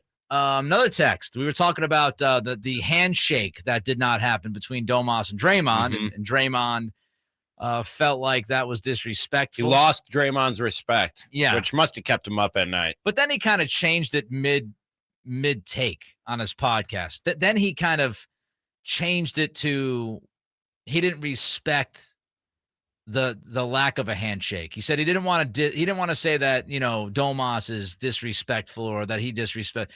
He found that act to be disrespectful, not the man, the act. And so Domas was asked about it yesterday at the exit interview, and he was like, I got nothing. No response. And so this texter, 916-339-1140, again, 916-339-1140. Nah, bro, you got to shake his hand. It's disrespectful when someone doesn't shake your hand. Let me ask the texter, is it disrespectful when somebody stomps on your chest? Yeah, dude, I'm not looking for your respect. I don't know if I'd be going in for a hug if somebody stomped me in my chest. I can't lose your respect if you never had mine. You know what I mean? Nobody's looking for Draymond Green's respect after he does what he did in that series. Domas ain't looking for that. No. It might have been intended to be as equally disrespectful as Draymond Green consistently is to opponents. Treat others how you'd like to be treated. We have another text. Can you please discuss Davion playing 8 minutes in Game 7 when Curry scored 50 We points? did at length yesterday. Yeah, we did that yesterday. If you want to check out the podcast, I thought it was a big mistake by Coach Brown. I thought Davion should have absolutely played more than 8 minutes, especially when you got into the second half and Curry started to get it going. I thought it was a big mistake, but that's what happened. That was the decision that Coach Brown made. I could not disagree with that decision more than I do. I would have absolutely had my best perimeter defender in that game to try to do everything that I could to somewhat slow down Steph. I'm not letting Steph drop a 50 burger on my forehead in a Game 7. Not happening. But that's me. Coach Brown disagreed. I think the truck driver texted back and said, thank you. No problem. Classic jaded Kings fan. Yeah, that does suck when you get in your car and you hear something that you think is terrible news. Yeah, you're like cut the back end of the story. But I would say you should be pretty confident if we don't continue to really hammer it home. It's probably not anything that's super significant. Yeah, can you imagine if it was like De'Aaron Fox demands a trade and we did one passing segment on it? No, that's 4 hours. That's the entire show, folks. That would be the entire show. And if you just got in your car, De'Aaron Fox did not request a trade. No, all right? He did not. Just so we're clear. Silent in the YouTube chat, youtube.com, Sactown Sports 1140. Again, give us that thumbs up. We appreciate every single like. Trying to get to 50. We're at a snail's pace today. Not as many people involved because, of course, the Kings have lost. So some people are still, I think, grieving. But every thumb on that YouTube channel that we get, every like means an awful lot. youtube.com, Sactown Sports 1140. And Silent in the YouTube chat said, I think the biggest positive this year for the Kings is the culture change. Hopefully, notable free agents would want to play in Sacramento because of the positive culture. I agree with that sentiment. When you have a good culture, when you have a crowd like we saw come through during the playoffs, which was not a surprise to any of us that live here in Sacramento and have gone to Golden One. Mhm. But when you have that kind of crowd, when you have that atmosphere, that environment, that vibe, when you have the culture that this team had this year, I do think it helps you in free agency because other players are looking. They're looking at stuff like that, saying, that's fun. Seems like it's fun to play in Sacramento now. I had be fun. a part of that. I didn't play, but I had fun this You didn't play? I did not. No. Thought I saw you in game 2. Nope. No? Mm-mm. Coach's decision. Not even for Yeah, 10 I'm seconds. not playing. I'm watching. Yeah. Coach's decision. We went with the Jason Kidd program for the playoffs. We weren't playing. We were watching.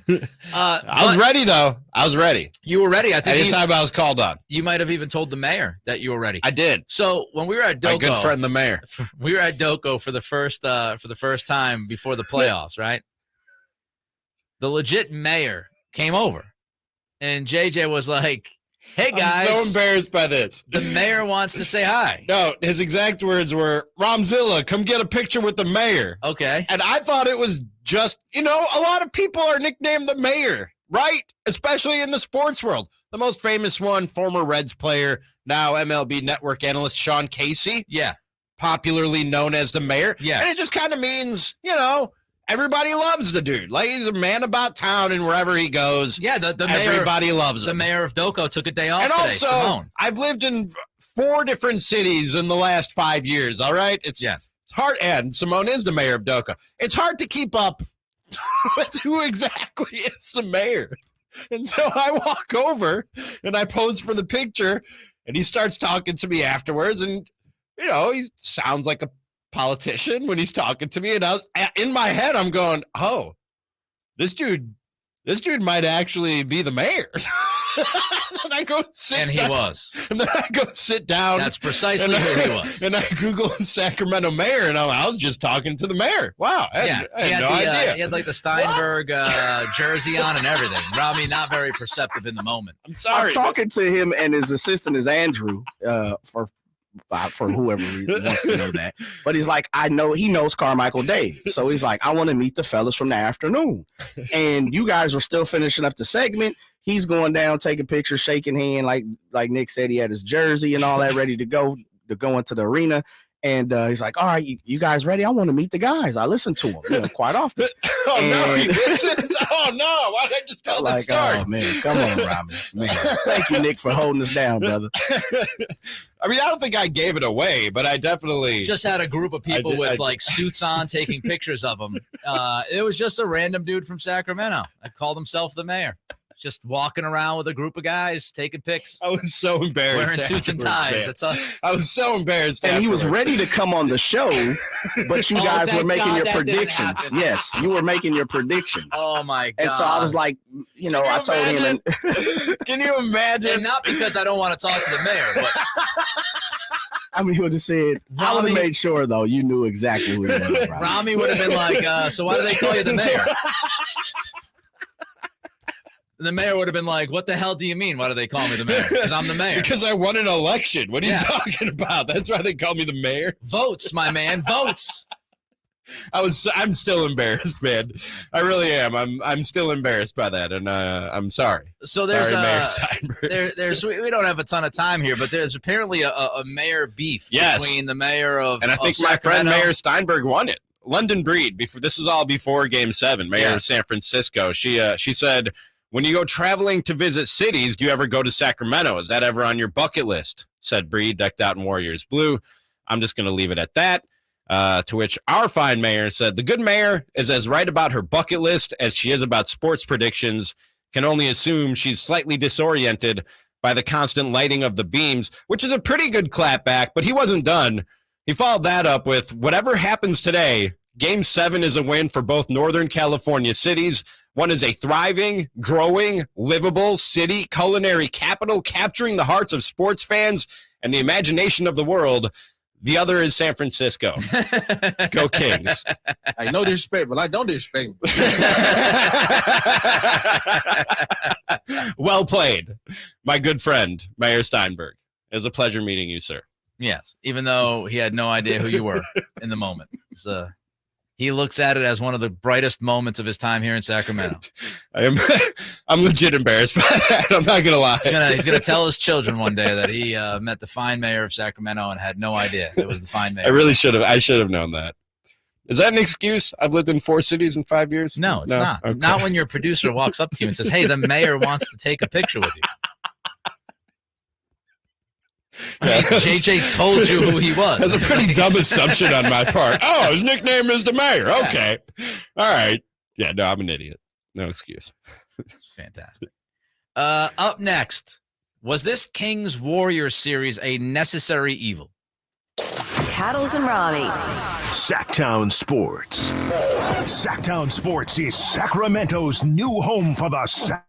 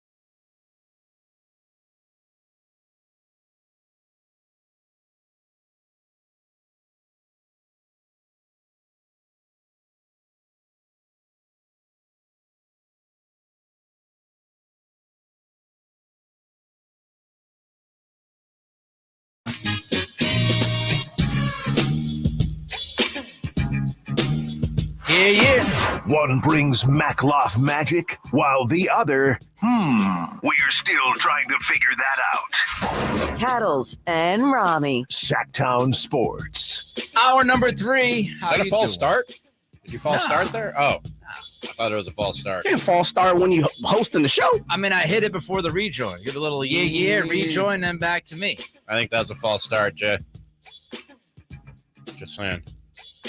I'm going to take your phone away today. Flag on the play. My phone is my computer today. I know. That's why I'm going to take it away from you. Let's see how you do for the final couple hours here, buddy. Battery life good on this phone, though. How you doing? Pretty good. Yeah? Pretty good. Pretty good. Pretty. So let's get back to the Kings here. Let's. Spent a lot of time on them today. Going to spend even more time on them the rest of the way. Great series. Great series between the Kings and the Warriors. 7 games, tough finish, disappointing second half of Game 7, obviously. And De'Aaron, when he met with the media yesterday, here's what Fox had to say about that series against the Warriors. This is definitely just something that you build on. I mean, we had a good season. You know, we're the 3rd seed. Stayed relatively healthy. I think playing against this team in the first round was a blessing and a curse. You know, you could learn a lot. You know, you're not the favorite to win. You know, we fought every game, but they did what champions do. They did what champions do. And, you know, during the chatter and all that about this series, and, you know, we talked about experience an awful lot. Mm-hmm. And Foxy says, you know, it's a gift and a curse that we played the Warriors, that we were left with this specific matchup, which leads me to the question, not only for you, Ramie, but also everybody listening to the show, watching the show. 916-339-1140 is a text line.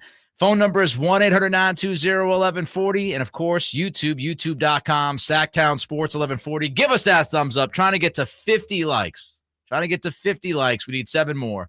We would very much appreciate it. But here's the question for this hour.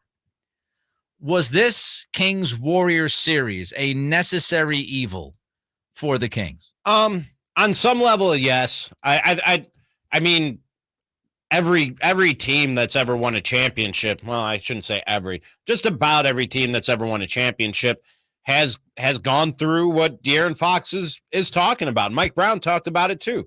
You do need to get a taste for the playoffs and maybe even a taste for defeat in the playoffs before you really learn what this is all about and find your footing or your stride in postseason basketball.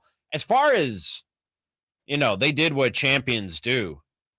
I'm not backing off my take, Nick, that especially in Game 7, but for much of that series, that didn't look to me like, you know, the dynasty Golden State Warriors, the champion Golden State Warriors. They time and again gave the Kings a chance to win games that they lost in that series, and did things that you don't see championship teams doing. When you talk about the turnovers and the missed free throws and just all kinds of stuff that championship teams don't do. Now, I will say this for De'Aaron Fox himself individually and him taking this team to the next level. Yeah.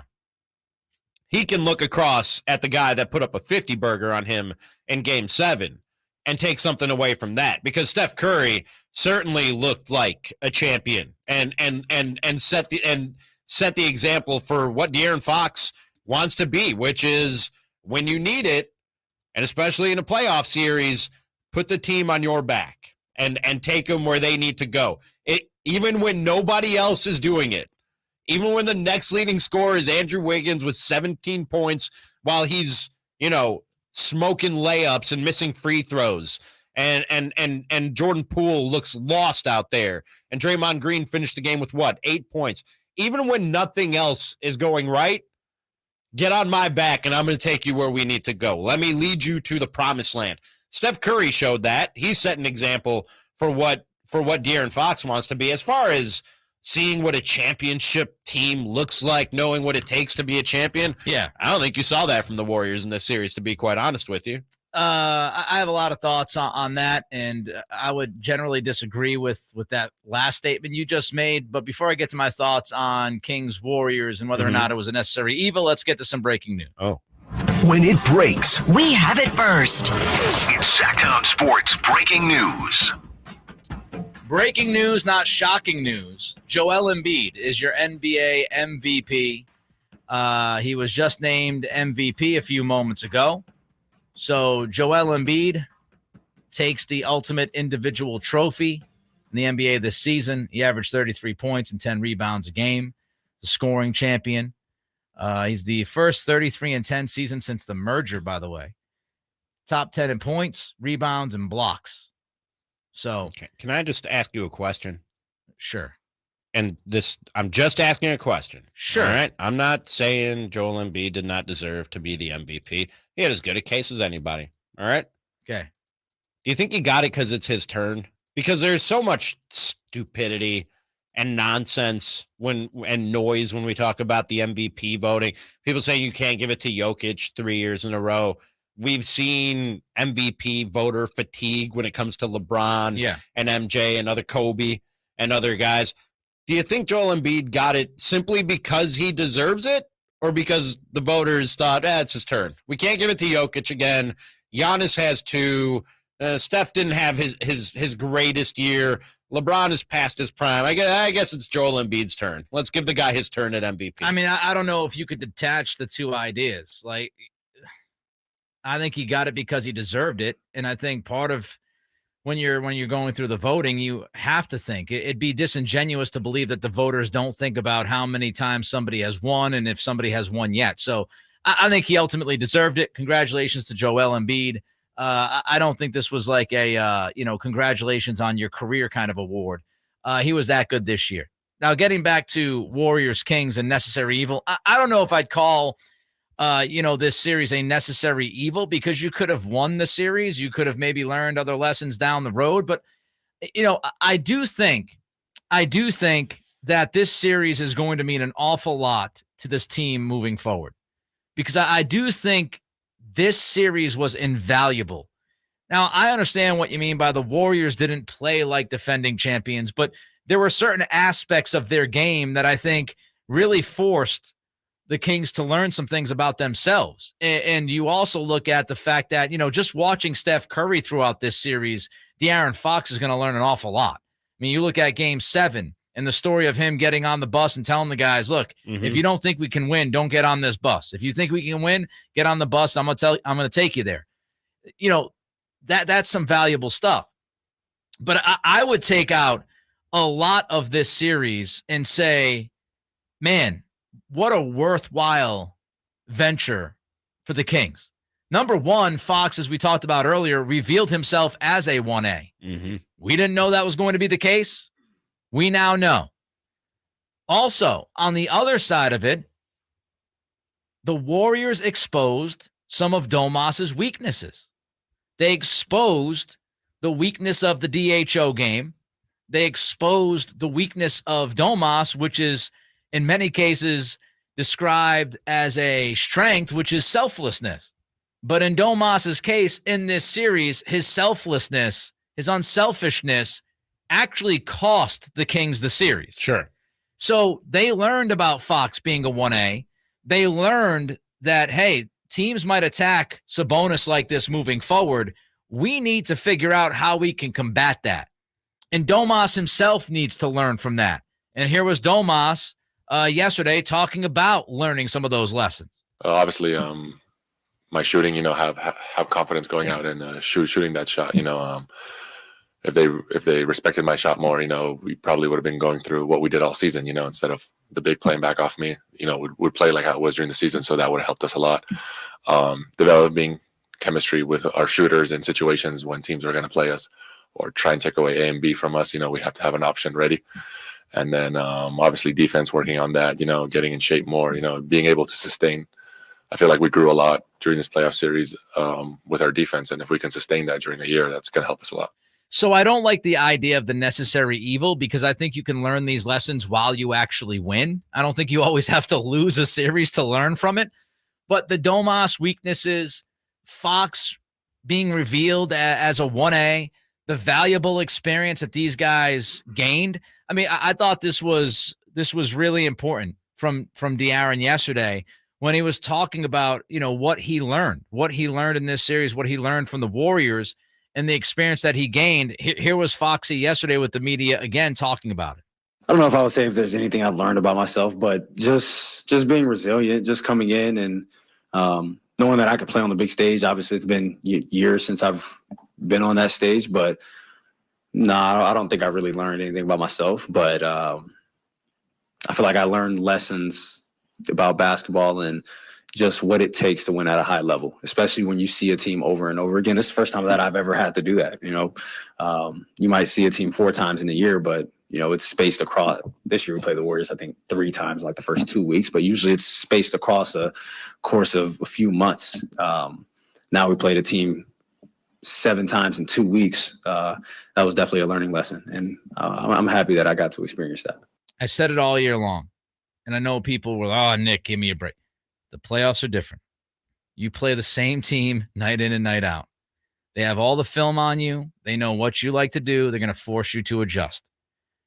The Kings were not good enough at times in the series adjusting to certain aspects of what the Warriors were trying to do. But Fox saying, hey, look, man, this was the first time I had to play the same team 7 games over a couple of weeks.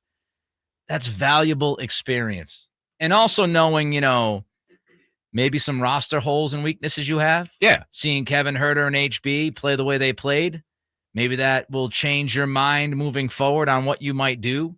Keegan Murray figuring it out as the series went on was fantastic. Malik Monk showing that he could be a big-time player in a big-time moment in a big-time series. So necessary evil? No, because I would have liked to see them win, and I think they could have won the series. But necessary lessons they learned in that series, 100%. Yeah. I think a lot of those lessons, except for Steph Curry, because there's only one Steph Curry walking this planet, are lessons that you learn with any playoff experience. You know what I mean? The stuff you're talking about, Nick, of what they did to Domas and coming up with a counterpunch to that when teams throw that at you in the future. That type of stuff, I think you learn in any playoff loss. To say only the Warriors could have taught you these lessons, I don't think that's necessarily the case. Another update in the NBA. What happened now? Another injury. What? So Chris Paul will be reevaluated in 1 week. Oh. After his MRI on his groin today. The Suns are preparing to be without Paul through games 3 through 5. Cooked. I think they're in trouble.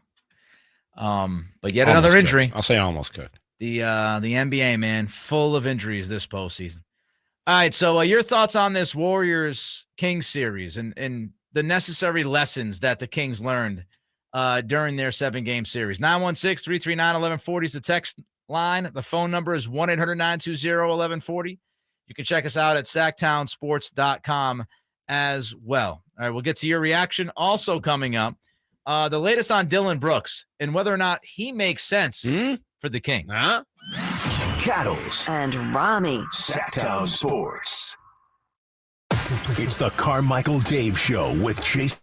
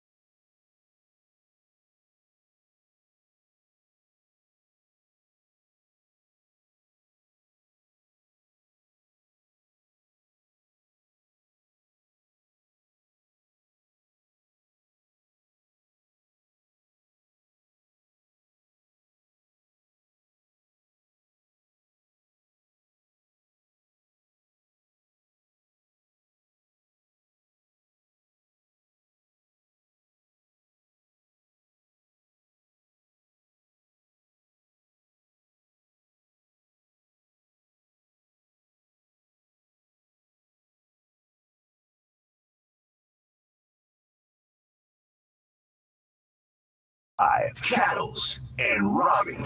Sactown Sports. Dylan Brooks. Dylan Brooks. Would he make sense as a King? Now, of course, we know that Brooks went out there after Game 2 of the series against the Lakers and talked about how he couldn't care less about poking the bear. Poke the bear. I'm not worried about poking the bear. Called LeBron old. Mm-hmm. I think he said he wouldn't respect him unless he dropped 40 on him. Yep. And didn't end so well for Dylan Brooks and the Grizzlies. Here was Brooks with the media over the weekend when he was asked a question that I think we all wanted to ask Dylan Brooks. Do you regret the comments made after Game 2 with how it then evolved into this huge wave of putting the spotlight on you and your team, and whether or not it, geeked up LeBron or whatever, but do you regret making those comments after Game 2? That's who I am. I don't regret it. I'm a competitor. I compete. I don't think it got LeBron geeked up. Is he back in the playoffs? It's been a little while, so I think, he was ready to play.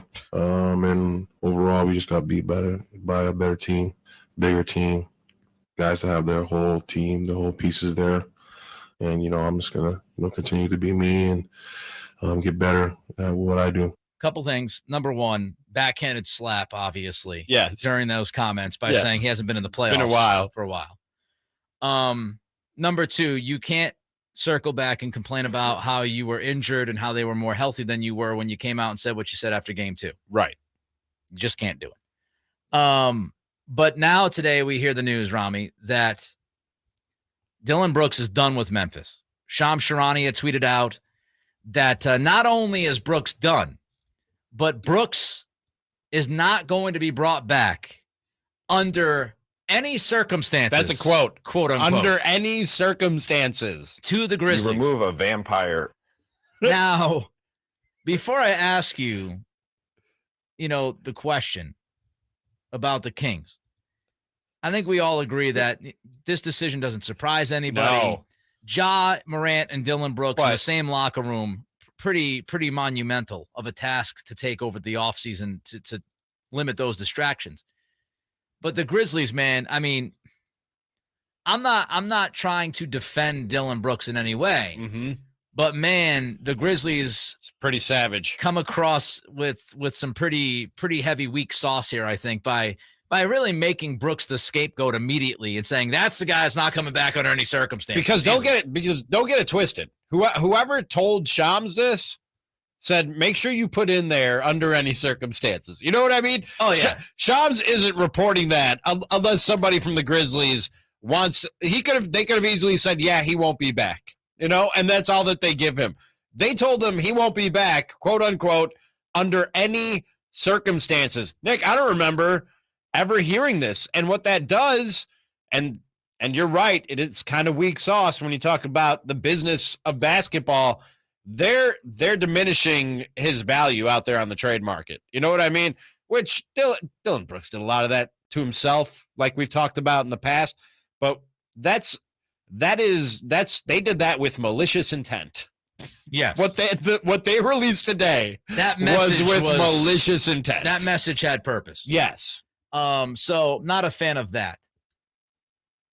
Are you a fan of the idea of Dylan Brooks possibly being a Sacramento King? I gotta say, I'm at least intrigued by it. You know what I mean? We've talked on this show about how they need a bad guy. You know what I mean? They need that dog. They need the attitude and the don't give a bleep who's in front of you. And they got a little bit of that with Malik Monk. I like habitual line steppers, Nick. I like guys who other teams hate. I like having one of those on your team. Two things when it comes to Dylan Brooks that I have to look into if I'm the Kings before I make that move. One, did he really mean what he said there in that clip that we just played, that he is who he is and he's not going to change anything? Because habitual line stepper is good. A guy who doesn't understand when he's crossed that line, that's I think not a great thing. And he crossed a line and poked a bear that he didn't need to be poking. If that's really how he feels, nah, we're good, dude. I don't need that. But also, Nick, when you look at his 3-point shooting, really just his game, all his productivity and his efficiency this year way down. Yeah. And to the point where they diminished his role. Yep. And gave more over to Jaren Jackson and Desmond Bane and obviously John Morant. Is he still a guy who can contribute to winning basketball? When we just talk about basketball, put the other stuff aside. If he knows where to draw the line and you just it's a big if. And you're, reading the tea leaves and going, nah, just a down year. We think there's better basketball for this guy. Then, yeah, I kick the tires on a Dylan Brooks, especially, his price is down now that he was not brought back under any circumstances. I would pass. First of all, Ramona Shelburne said something along the lines today on ESPN that Brooks wants like $25 million a year. No, we're not doing that. He's not getting that. No. But Try and get the moolah. Another thing that I had read today is that, and Brooks even kind of hinted towards this himself, he was not happy with his role. Mm-hmm. He said all they had, me doing was, defending or whatever and taking threes. And I think that I'm capable of doing more than that. That to me is a giant red flag. When a guy is out there talking about his role, look at Jay Crowder talking about his role with Phoenix, ends up getting traded, right? Ends up being sent to Milwaukee. What did he do right after the playoffs were done? Complained about how he was utilized. I don't want that. This is a team that we talked about its culture early in the show. This is a team that guys accepted roles. They did what they could do to the best of their ability. Davion Mitchell, I can guarantee you, isn't super pumped about the role that he had this year, but he went out there and he played his role, okay? I'm sure he wasn't excited when he got, 8 minutes in Game 7 when Steph was cooking him for 50. But he went out there and he fulfilled the role that the coaching staff wanted him to have. I don't need a guy who wants to be, I'm much better than what you think I am. I need to be, I need to be a focal point. I need to be the second or third option. No thanks. If you're willing to play your role, and as you said, if you're willing to not cross the line, I might entertain it. But as soon as he shows no contrition for anything he's done, and on top of that, he's complaining about the role that Memphis was asking him to do, I'm out. I don't need ego. Look, there's healthy ego, there's bad ego. I don't need bad ego. I don't need a guy saying, we're not going to get, why is Keegan getting shots? And I'm not getting, nope, sorry. Find the exit. Not in on that guy. So I just, there are instigators, there are guys that can play a role like that, but, they also have to get it, so to speak. Mm-hmm. And he's not somebody who strikes me as getting it. You wouldn't even take the temperature on if he could come here and get it? Again, if he was willing to. Yeah, that's what I'm saying. Like, here's your role. This is what you're going to do. I said, if it wasn't for the role thing and he was able to stay within the lines and not cross the line, then I'd entertain it. But I just don't think he's capable of doing that. When we talk about like the attitude guys and those guys that you love that other teams hate, he's not at the top of my list. We talked about a few yesterday. PJ Tucker, Pat Bev. There are a few other guys that'll be on the market this year that'll bring that edge to this team that I'd take over a Dylan Brooks. Pat Bev's a guy who gets his role. Yes. That's the example, right? Marcus Smart most of the time gets his role. Mm-hmm. PJ Tucker understands his role. Jay Crowder once did, and then he got a little bit, he got a little bit carried away with his own ability and thought he should be bigger than what he was. Well, I'm not getting as many shots as Giannis here. So does the NBA regular season even matter anymore? We'll dig into that next. Cattles and Ramie.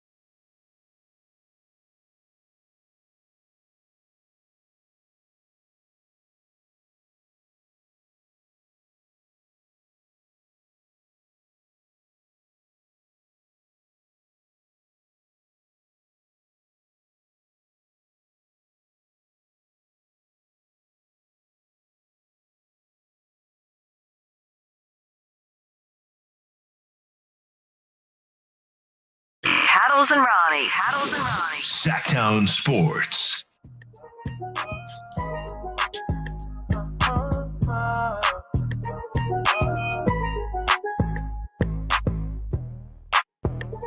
Lots of reaction to Dylan Brooks on the text line especially.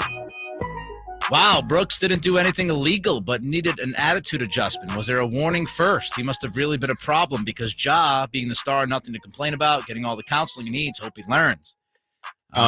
Star players don't get treated the same as other players. That's the issue. That's just a real thing. Also, before I continue with this reaction, I wanted to mention this. So we told you that Joel Embiid won the MVP in the NBA this year. That was announced a little while ago. I can tell you that Domantas Sabonis finished 7th. It's not bad. Take that. Finished 7th. Hate. Is that too low? Who are the 6 ahead of him? I can tell you. Embiid. Do we know? Okay. Jokic. Okay. Giannis. All right. Tatum. Okay. SGA. And Donovan Mitchell. Okay. He should have finished in front of Donovan. Yeah, those last 2, 1 or 2. Yeah, he probably should have finished ahead of them. Remember, Steve Ashburner had him 5th. Okay. When he was on the show with us. I'd imagine he had Embiid, Jokic, Giannis, Tatum, and then Domas. I would imagine that's what Ashburner had. De'Aaron Fox finished 11th. Hey. Or 10th. Anybody else have 2 players in the top 10 or 11? 'Cause that bodes well for your Sacramento Kings, doesn't it? Doesn't look like it. No. Foxy got 2 5th-place votes, by the way. 2 5th-place votes, and then that was pretty much what got him in the 11th slot. Domas got 1 4th-place vote, and he got 24 5th-place votes. He finished 3 points behind Donovan Mitchell. He finished 19 points behind SGA. SGA got a lot of love, huh? I mean, the top 4 were the top 4. Then it was like everybody else. Right. Like Embiid got 915 points. Somebody voted Embiid for 3rd. 2 people voted him 3rd place. But Joel Embiid finished with 915 total points. Jokic with 674. Giannis with 606. And Tatum with 280. And then you go from 280 all the way down to 46 for SGA. Wow. So it was really, top 2 or 3. And Yeah. Tatum and then stuck in there with guys. triple digits. And then everybody else dropped way down. More of your Dylan Brooks reaction. We asked whether or not you'd like the idea of Dylan Brooks being a Sacramento King. We got a text here saying you guys are reaching. I don't know what the context of that was, but apparently that texter felt we were reaching about something. There's a good chance. I'm often reaching. Whatever it is he was talking about. Another text. Might be true. Him calling out the face of the NBA is crossing the line? That's crazy. What, just because he's the face? If Dylan Brooks made those types of comments about Jokic, everyone would be applauding Brooks. Number one, I don't know what that last sentence means. Why would people be applauding Brooks if he said that about Jokic? It's about knowing what you're doing, man. You know what I mean? And when it becomes a hindrance on your basketball team, I'm not saying he crossed a line because LeBron is untouchable. I'm just saying, like, there's no need to give that dude extra motivation or more bulletin board material. It's a Jokic thing. It makes no sense. Makes no sense. Because I'm ignoring that part of it. He was talking about LeBron. That's the whole point. He called him old. I mean, that's the whole point of the comment. So I don't know how you're trying to move the goalpost there. Also about, him talking trash about LeBron. I don't care. I don't care about him talking trash about LeBron. Let him say that about LeBron. I care more about hitting LeBron in the junk in the next game and getting tossed out. That's what I would care about. I'd care about the lack of contrition and continuously just being who you are, when being who you are obviously hasn't necessarily helped you in that series, and you just keep turning a blind eye towards it. You got to pick your battles. Even when you're that guy for your team, you got to pick your battles. Again, Brooks has done a lot more than just talk trash to LeBron. I wasn't talking about that one isolated incident. Another text. No way on Brooks. No way. What the Kings should be exploring is if any of those long athletic forwards from Toronto are available. All right, so we're not going to get into what the Kings should do this offseason, thoughts about the Kings offseason, probably until tomorrow. A little peek behind the curtain. Kind of look at these things gradually when I look at stages, right? Mhm. Yesterday was the grief. Today is the appreciation for what we had this year. Tomorrow, I think, is when I feel comfortable turning the page and saying, okay, now what do we want for the next few months to happen with this roster? As far as the Toronto guys, how are you going to get one? Who are you trading? Who are you willing to give up? You have to match money, Mhm. and you have to give up talent. So, okay, OG Anunoby. You want to give up Keegan Murray? You want to give up Keegan Murray and more because Keegan's not making nearly as much money as OG is? No. You want to give up Keegan and somebody else along, maybe even somebody else to go along with a couple of picks? I mean, You got to give up something to get something. this is the part of the offseason talk that I can't, like, I don't have much patience for. They're not just going to be like, oh, yeah, let me help you, Monty Yeah. McNair. And if you want to try to, like, You guys were a fun story this year. We want to help. if you want to try to trade for a guy who's making 20 million, 25 million, 30 million, guess what? You've got to send some money out. Now, the Kings have cap space. That certainly helps in a situation. You don't have to necessarily trade matching contracts because you're going to have some of that space if you renounce the rights of a lot of these guys that are going to be free agents. But you still have to give something to get something. So that's where I would ask you whether or not you feel like Keegan Murray and maybe another piece or two is worth giving up for OG Anunoby. If you do, then okay. I don't. I don't think there's enough separation between an Anunoby and a Keegan Murray to justify what else you have to give up in a deal like that. No. But that's subjective. Maybe you think that Anunoby is the answer. One quick thing, Ramie. Yes, Nick. When we look at this regular season, it's kind of crazy. We have all these lower seeds, right? You got 6 seeds, 7 seeds winning. You got 8 seeds winning. It's a little bit bananas. And John Hollinger wrote about this in his athletic column over the last day or so. And he's just looking at, how many teams, lower seeds, have won this postseason and how many times those teams have won without the home court advantage and all of that. And his whole point is asking the question, does the regular season matter anymore? Where do you land on that? And I've seen this sentiment thrown around since, the results that you just listed off in the playoffs. And and this isn't a knock on John Hollinger. He's asking a question a lot of people are asking in the NBA world right now, but it's kind of a dumb question, man. First of all, we've all been, I don't know about you, Nick. I've been screaming, I want more parity in the NBA. You know what I mean? Yeah. For years, we kind of knew how this movie ended, or at least we knew who were going to be the last two teams standing more years than not when all was said and done. It took a lot of the excitement, suspense out of the sport for me for a long time. Not to say that I didn't like the NBA. I've been an NBA fan every day of my life that I can remember. But there was a certain element of, well, we know what's going to happen here. It's going to be LeBron and somebody in the NBA Finals. You know what I mean? Like, every year you could say that. This, to me, is refreshing, first of all. But secondly, this isn't the norm, and I don't think it's going to be the norm. When you look at specifically the Western Conference, the Eastern Conference was business as usual. You had 2 or 3 teams that we were pretty sure were going to come out of there. 2 of those 3 are still alive until Philly and Boston are eliminated. I'm still going to say it's one of those 2 or 3 teams coming out of the East. But take the West, for example, Nick.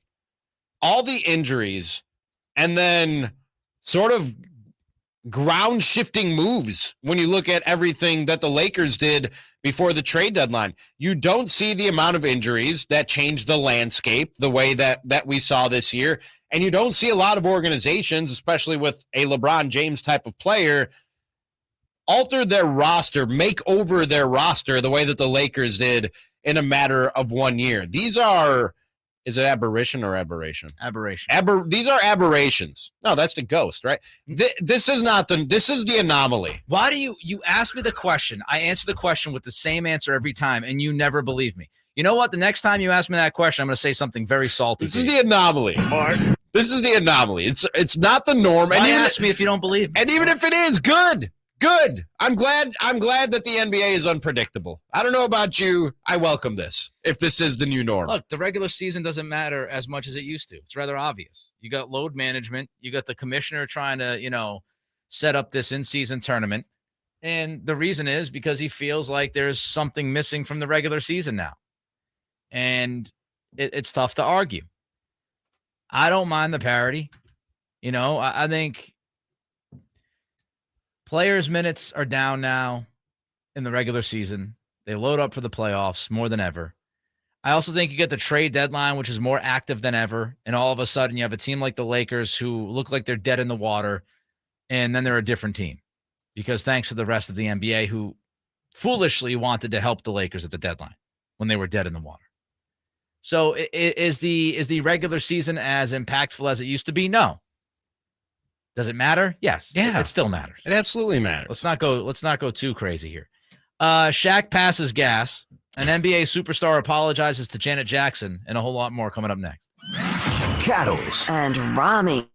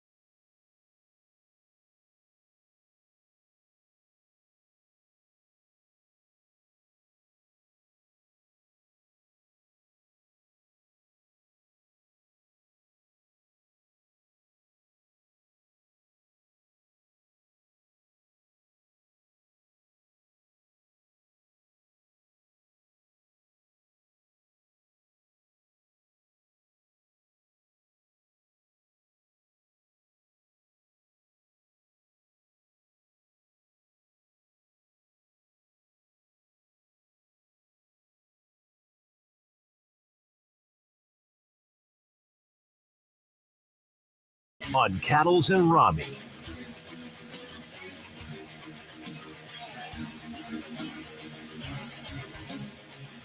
All right, an interesting week here. An interesting week for They Said What. All over the map, frankly. Let's start with Jason Tatum. After beating the Atlanta Hawks, he did the post-game interview with ESPN. I believe it was Cassidy Hubbard who was interviewing him at the time. And there was that story that Janet Jackson was scheduled for a concert down there in Atlanta on the Thursday night. They had to move Janet to Friday. And look, I'm sure... How dare they? I'm sure Janet got some extra scuttle to move to Friday. But she was moved to Friday so they can have the game on Thursday night. And when the Celtics eliminated the Hawks, Tatum took his time and opportunity during that post-game interview to apologize. I want to enjoy this one right now. I want to send an apology to the legend Janet Jackson. We were supposed to close it out in Boston. She had to postpone her show. I hope she see this. I apologize for that, but we got it done today. Thoughtful young man, Jason Tatum. Is Tatum married? Or did he have a significant other? I do not believe so. No. Really? Not that I'm aware of. I mean, I don't know about significant other. He's not married. Okay. First of all, I mean, good he apologized, but he should have never, ever had a crossword to say about Janet Jackson. He didn't have a crossword. In his case, Miss Jackson. He didn't have a crossword. What's he apologizing for? Because he said if they took care of business in Game 5, she could have kept the original date. Oh, okay. I misunderstood. I thought he had said something. Okay. All right. No. Okay. No. My bad. I like the fact that he said, hopefully she sees this. Got to keep that door open, Jason. All I know is this. Shoot or shoot, right, Jay? Jason does. Message to the Celtics. Get Jason Tatum the basketball late in the fourth quarter. Thanks. He was standing in the corner last night for multiple possessions like he was PJ Tucker. After he was incredible. Maybe he was just over there daydreaming about Janet Jackson. I don't know, man. I've found myself there a few times. Well, you're also 20 years older than Jason Tatum and not an NBA superstar. I don't. Maybe he still got like an old thing for Janet when he was growing up. But didn't we all? Oh, we absolutely did. Including Jason Tatum, believe me. The fact that he even knows about Janet, he definitely has. I still remember the magazine cover, and you know which one I'm talking about. All right. And the album cover, for that matter. All right. Moving on. We need to get some more serious stuff here. It's going to be hard to move on now. You got thoughts of Janet Jackson. This will make you move on pretty quickly. Through my mind. That'll stop quickly. So Shaq had quite the moment on TNT late last week. Leading in Sacramento, 60-56. American Express halftime report. Studio J here in Atlanta. Ernie Johnson with Charles and Kenny and Shaq, who is trying to recover from. You're not going to order that lasagna anymore. My boy Slice got me some bad lasagna. Are you kidding me? You kidding me, baby? I'll just light a little fire over there. Oh my God! That's the last thing you want to do. Slice. Get to the American Express. You need to go to the film room? Nah, too late. Already went. I went right here in my seat. Oh, God. Just playing America.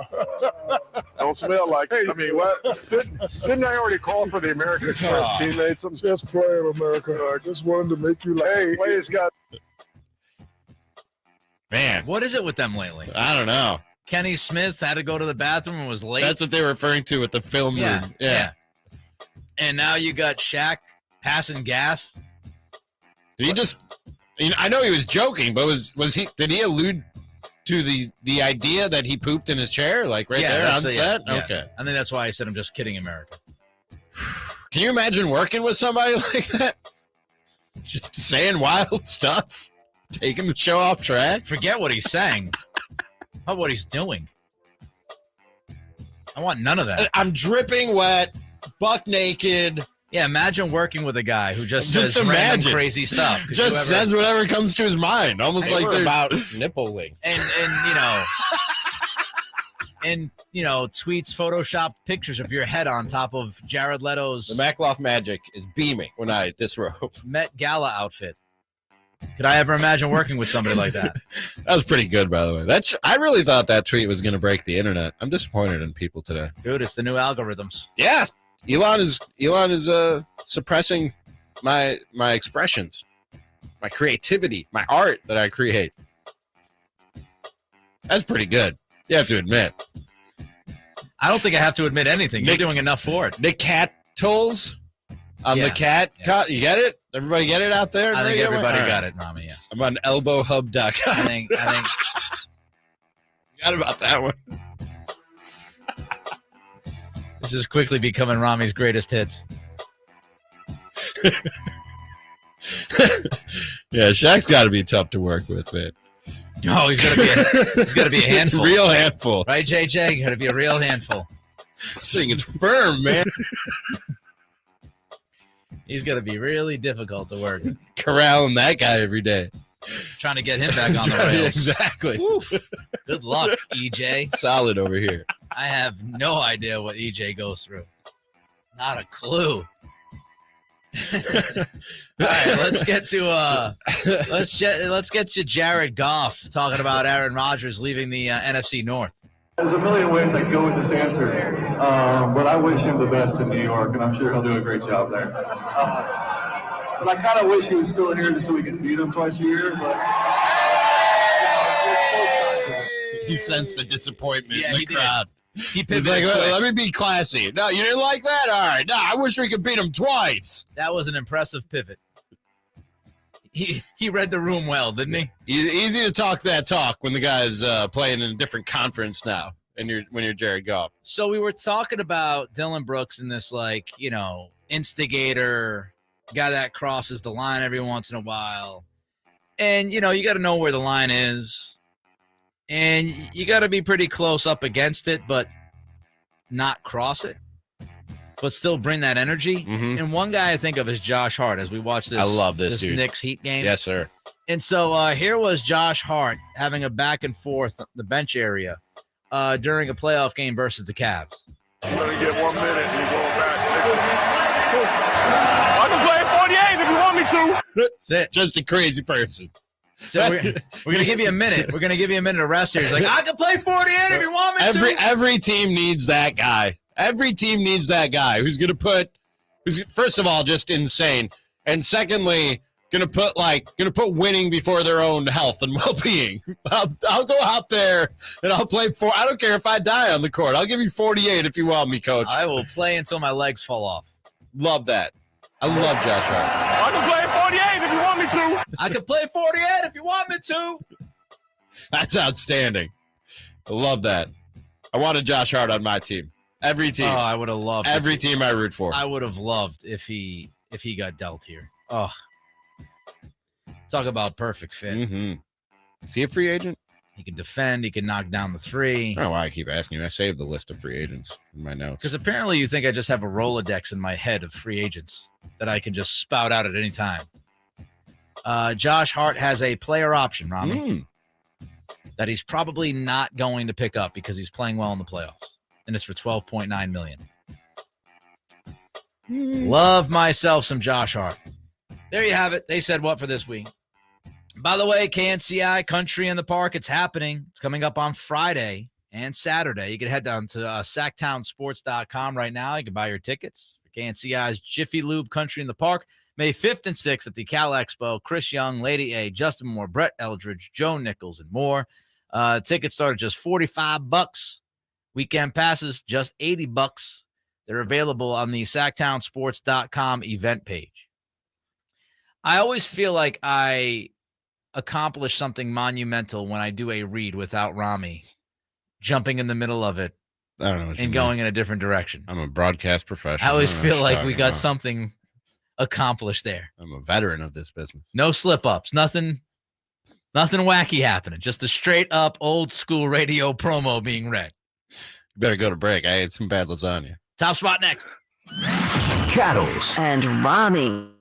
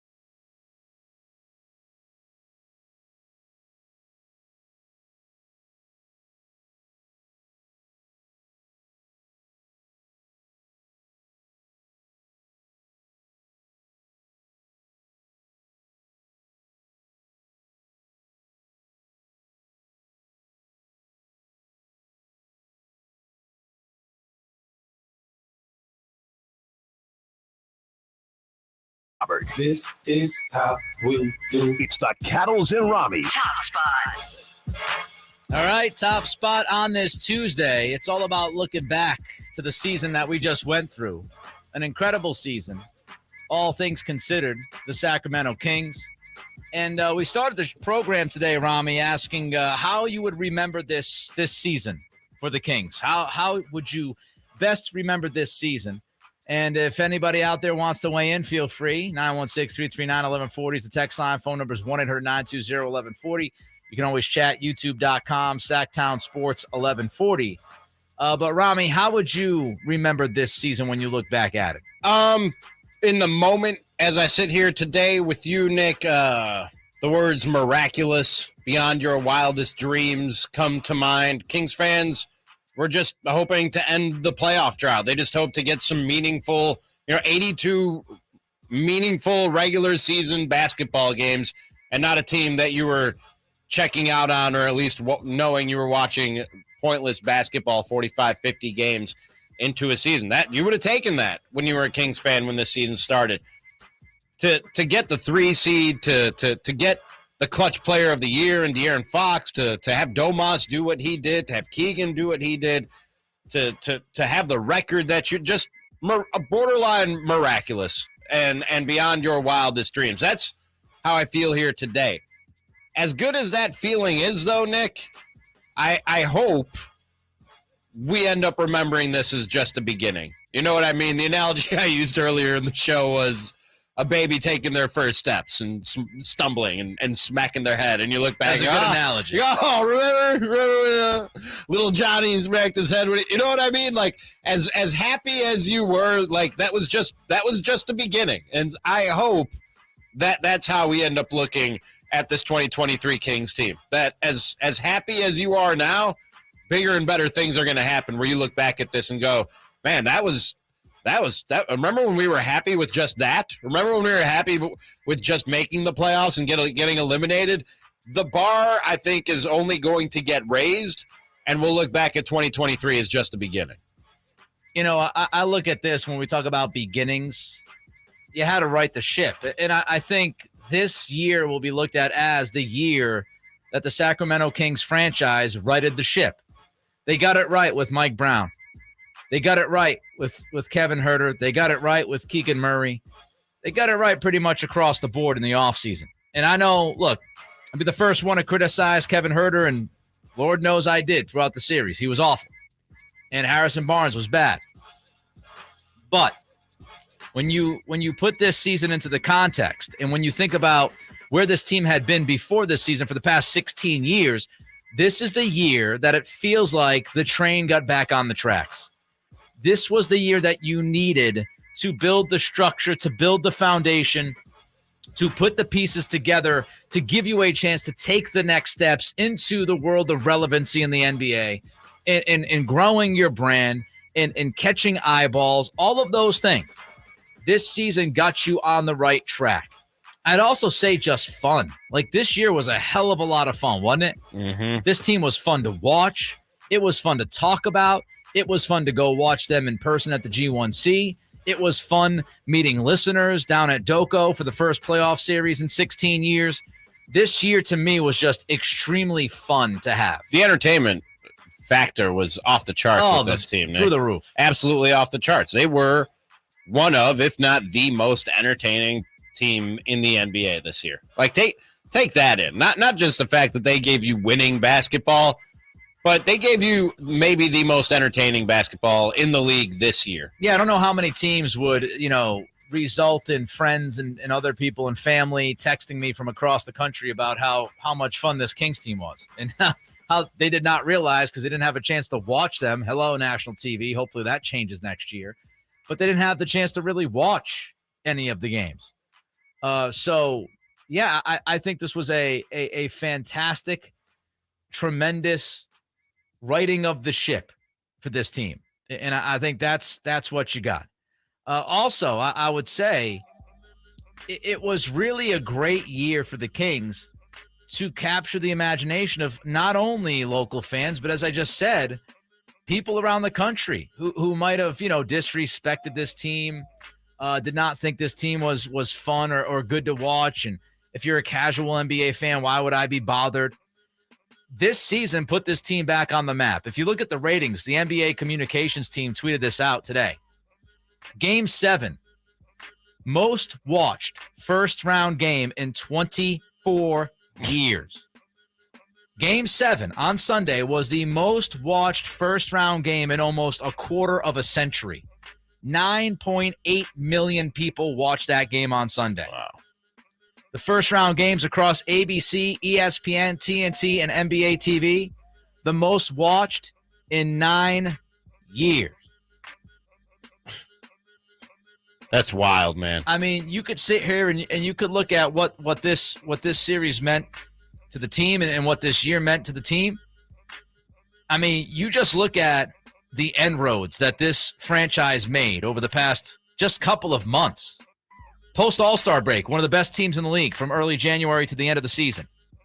Pushing the defending champions to a Game 7 in the first round of the playoffs with a bunch of dudes that have never been in the playoffs. I mean, this is some great stuff that can't be overlooked. It usually takes a lot longer in the NBA to turn things around as quickly as the Kings have turned it around. And usually, Nick, what it takes is a franchise-changing player to come in during the offseason, whether it's a LeBron falling in your lap or this year's draft, a Wembanyama falling in your lap, or a Kawhi Leonard coming over in free agency to see like the 180 on a dime of a franchise, the way that the Kings did it this year, is just not something you see, and certainly not, you don't see it done the way that it was done. Through a head coach coming in, through the addition of Adomas Sabonis, who obviously ended up being one of your best players, finished 7th in NBA voting, but nobody thought he was that when you got him. But then the ancillary players, the role players, the others, as we call them, that you added around Domas and around Fox in one offseason of going and getting Kevin Huerter and Malik Monk and drafting Keegan Murray to do that turnaround in 1 year in terms of the results, the product on the court, the culture, the perception of this franchise to those outside and those inside who needed to believe before they were going to do anything. It's really, really impressive that this thing turned as quickly as it did. It was also very impressive that he had a young guy like De'Aaron Fox really, really take this season and run with it, my man. I mean, we were wondering if he could ever be a 2 on a team. We wondered if he could be a 1B, if he could be a 1A. He played like a 1A in this series before the injury against the Warriors. He played like a 1A against one of the biggest 1As in the league in Steph Curry. He canceled out Curry. He literally canceled him out. When you look at the numbers through the first 5 games, Steph Curry was De'Aaron Fox, and De'Aaron Fox was Steph Curry. And that speaks volumes of how much that Fox has grown in this year. The idea that he is a leader, the idea that he plays with an edge, the idea that he will stick up for his teammates on the floor, and he will talk that trash. The idea that he will give you consistent defense, not just against the best point guards in the league. He has become a legitimate superstar contender in this league. I mean, I don't think it's crazy if we're talking about De'Aaron Fox being a top 15 to 20 guy next year. And you would argue he was that guy this year, and he'll be on an all-NBA team.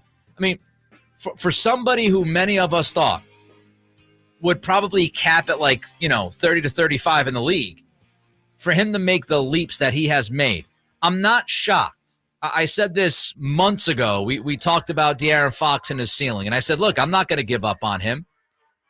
Right now, I would say he's a top 30 to 35 guy in the league, but he's young, and he has been given zero stability around him at coaching. He was not given a bunch of good teammates. He didn't have a ton of talent around him. Give him talent, give him a coaching staff that knows what they're doing, and then let's actually see who De'Aaron Fox is. And look what he did this year. Best clutch player in the NBA and just crushed it. You also got a rookie who set the three-point record. Yeah, you do. With over 200 three-pointers. Not a bad thing. And answered every challenge, every call that Mike Brown presented to him when he called him out for his rebounding, when he called him out for his dribbling, his shooting. it didn't matter. Whatever Mike Brown put in front of that kid, he seemed to answer the call every time. And then the playoffs came up, and we went, uh-oh, lights too bright for this kid. And they were for 4 games. I think that happens to a lot of rookies, but then he seemed to really get the hang of it, Nick. And that's huge to have a rookie who can perform under that kind of pressure, under that type of scrutiny that comes with a playoff season. The duration of a regular season leading to the playoffs where every game matters and you were jockeying for position right up to the finish line. And then to sort of figure out the playoffs as they go along against that team is just huge, man. I don't know that you can quantify how big the performance of Keegan Murray was this year. And if he's that good as a rookie and is that immune to the pressure as a rookie, I can't imagine what's ahead for that kid and what that means for the Kings, who now have a core of Keegan Murray, 22 years old, Herter and Mitchell, 24 years old, De'Aaron Fox, Malik Monk, 25 years old, and Domas Sabonis, probably going to get a contract extension this year, 26 years old, the elder statesman of that core right there. That adds up to a bright future in my eyes when you look at what the Kings have built here quickly in a matter of basically 1 year, putting all this around De'Aaron Fox. It's an exciting time. It is to see some of that youth and to see what Keegan did this year. And I give him a ton of credit because he consistently responded, right? When he had those ebbs and flows, the roller coaster as a rookie, he had his down moments. There's no doubt about that. But he seemingly responded to those down moments to the very end. As you mentioned, his final few games in the series against Golden State, to me, that wasn't on him. He didn't give you 15-plus points in those last couple of games because he wasn't getting the looks. That was on the team. And it was kind of a shame to see him getting it going and not getting enough touches. I thought that was not a Keegan problem. That was a Kings offense problem. But you got to feel good about Keegan Murray. So there you go. We're talking about Keegan Murray. So That's fun. You got to feel good about him. I like saying that. You got to feel good about him. By the way, Joel Embiid just tweeted out. He quote tweeted a tweet from 2014, August 18th, 2014.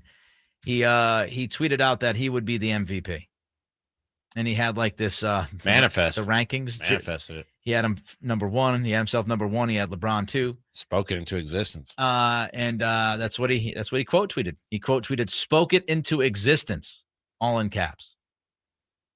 So Joel Embiid, the NBA MVP. Want to remind you, all guests come to you from the Folsom Lake Honda Hotline. Folsom Lake Honda, your one-stop Honda shop. If you have thoughts on this season, how are you going to remember it?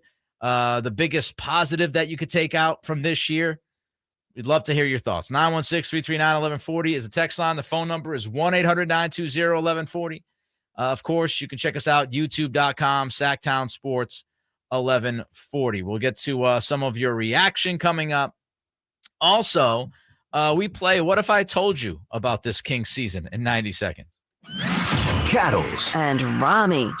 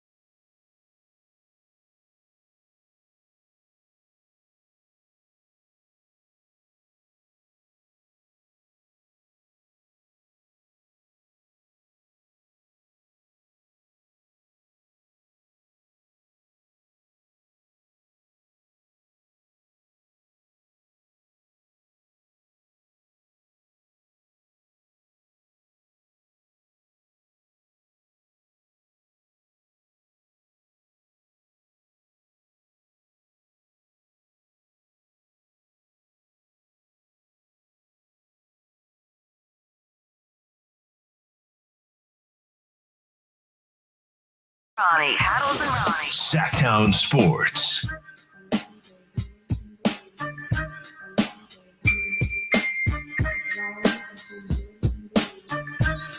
Before we play the game, what if I told you with this season's Sacramento Kings team?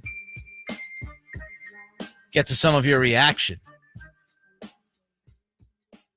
Roy Seeley, YouTube.com, Sactown Sports 1140. It was fun, but want more because of what was accomplished. Want more. Feed me more. Should want more. Linda Harold. This season is always going to be special for me. I got to watch the playoffs with my mom, son, and grandson. Nice. So glad my mom was still here to enjoy the year. We watched every game. Game. That's awesome. Roger Massey, this was a special season. Winning the Pacific was great. Getting back in the playoffs was spectacular. I can't wait until next season. Yes, that's how many of us feel. Manny Too Legit says he's going to watch full game replays of the 3 wins in the Golden State series. You're going to kick the feet up. Just over and over again, all off season on a loop. KBG came in and said, KPG with wrong coach. Wrong coach. I'm sorry? Wrong coach. Mike Brown is the wrong coach? That's the take. That's a take. Certainly is a take. Also, the Kings have an identity. This is from the text line, 916-339-1140. The Kings have an identity now after the season. We are the Beam team. Yes. Identity, culture, foundation, stability, all of those things. True. By the way, apparently it is pouring like the world's going to end outside in some areas. Kelly is giving me the play-by-play.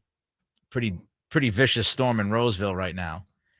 And Manny Too Legit just said it's raining cats and dogs. So everybody out there be safe. Be safe. And I'm very happy that I got my new windshield this morning if I have to drive home in this in this weather. Safe Light Repair, Safe Light Replace? Yes. Okay. Indeed. All right, let's play a little game here. First time we played this game. We'll see if it's good or not. Might be a staple. You might never hear it again. Might be a few wrinkles that we have to add. Might be a few tweaks that are needed. But Ramie. Yes, sir. This game is called What If I Told You? What If I Told You? Okay. We'll do the Kings season that we just witnessed. So, Ramie. Yes. What if I told you? The Kings would win 48 games this season. I would have told you to shut up. Oh, that's not nice. I told you to shut right up. Nick, I was your pie hole. I was the most optimistic, I think, on the station, saying 40. I might have been the most optimistic person, period, when it comes to Kings predictions. Did anybody say they were going to win more than 40 games, Nick? I looked in my notes this morning, and I had stat-based projections from ESPN from the preseason that had them at 36.5 and finishing 10th in the Western Conference. I think the over-under was 34.5 for this Kings team. It was around there. 48. That's I would have asked you what you were smoking if you told me they were going to win 48 games before the season started. Look, I had them at 37 wins, so I would have told you you're borderline crazy. Yeah. 48 wins. We need to get you checked out. That's what I would have told you. JJ, what would you have said if I told you 48 wins? I'd say the same thing. I'd say, oh, you're loco, man. Pretty much. I had them at 35 wins. All right, let's get to the next one. What if I told you that Fox would be an all-NBA level player this year?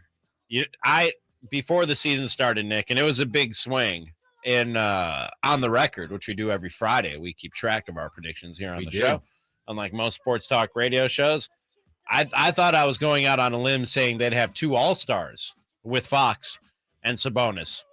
All-NBA was not really on my radar when it comes to these 2 guys or anybody on this team for that matter. I would have told you probably not. Maybe somewhere down the line, but not this year. I don't think they're ready to make All-NBA this year.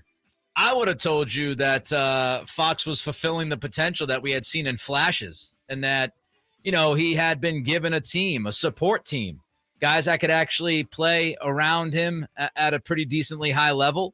in that they brought in a coaching staff that knew how to utilize his skills. And I probably would also say the Domas-Fox relationship was working out as good as it looked like it might at the end of last season after the trade. JJ, what would you say? I would have said one of them would have been an all-league guy. One of them would have assisted the other to take the level, take their game to another level. I wouldn't have said two. I wouldn't have said two guys in the top 11 MVP now that we've seen it at the end. It'd have been very interesting. I would have said one of them would have achieved the success. All right, Ramie and JJ. Yes. What if I told you that Domas would play at an all-NBA level? Honestly, I would have thought that was more likely than De'Aaron Fox before this season started. Just because he had accomplished a little bit more. He had a taste of winning in other stops around the NBA. I still wouldn't have thought it likely or predicted it, but that sounded a little bit more believable before this season started than De'Aaron Fox doing it, to me. I would have said, wait a minute. Did we go back to like 1998 with the old school center being all NBA? A guy who doesn't knock down many threes? Domas going to be all NBA? Shoot, I'll take it. JJ, what would you have said? I would have probably said, yeah, I'm choosing the other guy to be all-league guy and leader of the team, which he wound up being, but I would have took De'Aaron on the opposite side. I'm with you, Nick. All right, we got two more, Ramie and JJ. What if I told you that the Sacramento Kings would finish as the 3 seed in the Western Conference of I'd this have passed out. I'll go first. I might have been on the ground right next to JJ. Where do I sign up right now, Nick? Seed, man, we were hoping they could get a play-in. We were hoping they could finish top 10, Nick. I might have passed out right next to JJ. You might have had to get the sniffing salts out for both of us. Remember when we did the game, because you came out and you said, I forget what you said, top 5 seed or something like that? Yeah, something like that. And we went through the teams, team by team, and you were like, maybe I want to take that back. Yeah. You look back at last year, by the way, the 3 seed won 53 games, and that happened to be the Golden State Warriors. Whoa, kind of weird, right? The year before that year, we had 3rd seed in the Western Conference, won 47 games. So very similar to this year. A lot less teams getting to that 55 win number. But look, if you told me, man, I would have told you to go get checked and make sure everything's okay. Are your faculties okay? Are you all good here? And again, the play-in expectation, I agree with you, Ramie. We all thought this was a play-in team. If they could get to, seed 7, 8, it would have been huge. Yeah, 9 or 10. Then just sneak your way into the playoffs. All right, we got one more left, JJ and Ramie. What if I told you that you would have ended the season in a 7-game series against the defending world champion Golden State Warriors? I would have said, man, that's a moral victory that you took the Warriors to 7 games. You know what I mean? Whereas when the season started, we were like, yeah, no, I'm giving them at least a chance. I picked them to win the series. If you told me they took the Warriors to 7 before the season started, I would have said, wow, that's a win in and of itself that you're able to hang with that team for 7 games. It doesn't feel like that today, right now, because I think they could have won that. Looking back on it and looking ahead to it before the season started, I feel like they could have won it. But before the season started, just the fact that they could go 7 with the Warriors would be a really, really good sign in my eyes of what this team had done and where they were headed when the season was over. I would have said, sign me up right now. Living in that moment, fast forward button, hit the time machine, Nick, and I'll take game 7 right now, even if win or lose, give it to me. Sitting next to Kyle Shanahan. Hold on. One more, JJ. One more, JJ. Ramie. What if I told you that the season would end with JJ sitting next to John Lynch, Kyle Shanahan, and right behind Kyrie Color Irving? me impressed. Color me impressed. If you had told me that before the season started. I think we all would have taken the game 7 scenario against the defending world champions. And I would not have been surprised if you told me JJ was sitting next to John Lynch and Kyle Shanahan. You know, it sounds good being today that you said that, and I don't know why it just resonated with me right now, Nick. you said that, and it might have been the tone of how you said it or whatever, but it brought a smile to my face. Nice. Like, that means a lot. As a king, as someone who's been there all my, not my life, but growing up, born here and raised here, to see that. And I told Chris this before he left earlier in the day. I remember when guys, people's fans, women, kids were crying and thought the Kings were going to leave. And to see I could imagine that what Golden One Center would look like, but to see it now, finally see it play out, and the picture go from the beginning to the end, man, it's incredible. I would have never thought, as much as I imagined, that Golden One and Doko and the fandom, it was rocking in there. It really was, man. It sounded like Arco all over again. It was real, man. Great stuff. I think you put a lot into perspective right there, JJ. For sure. All right, so there you have it. We'll have the callback coming up next. It was an amazing season for the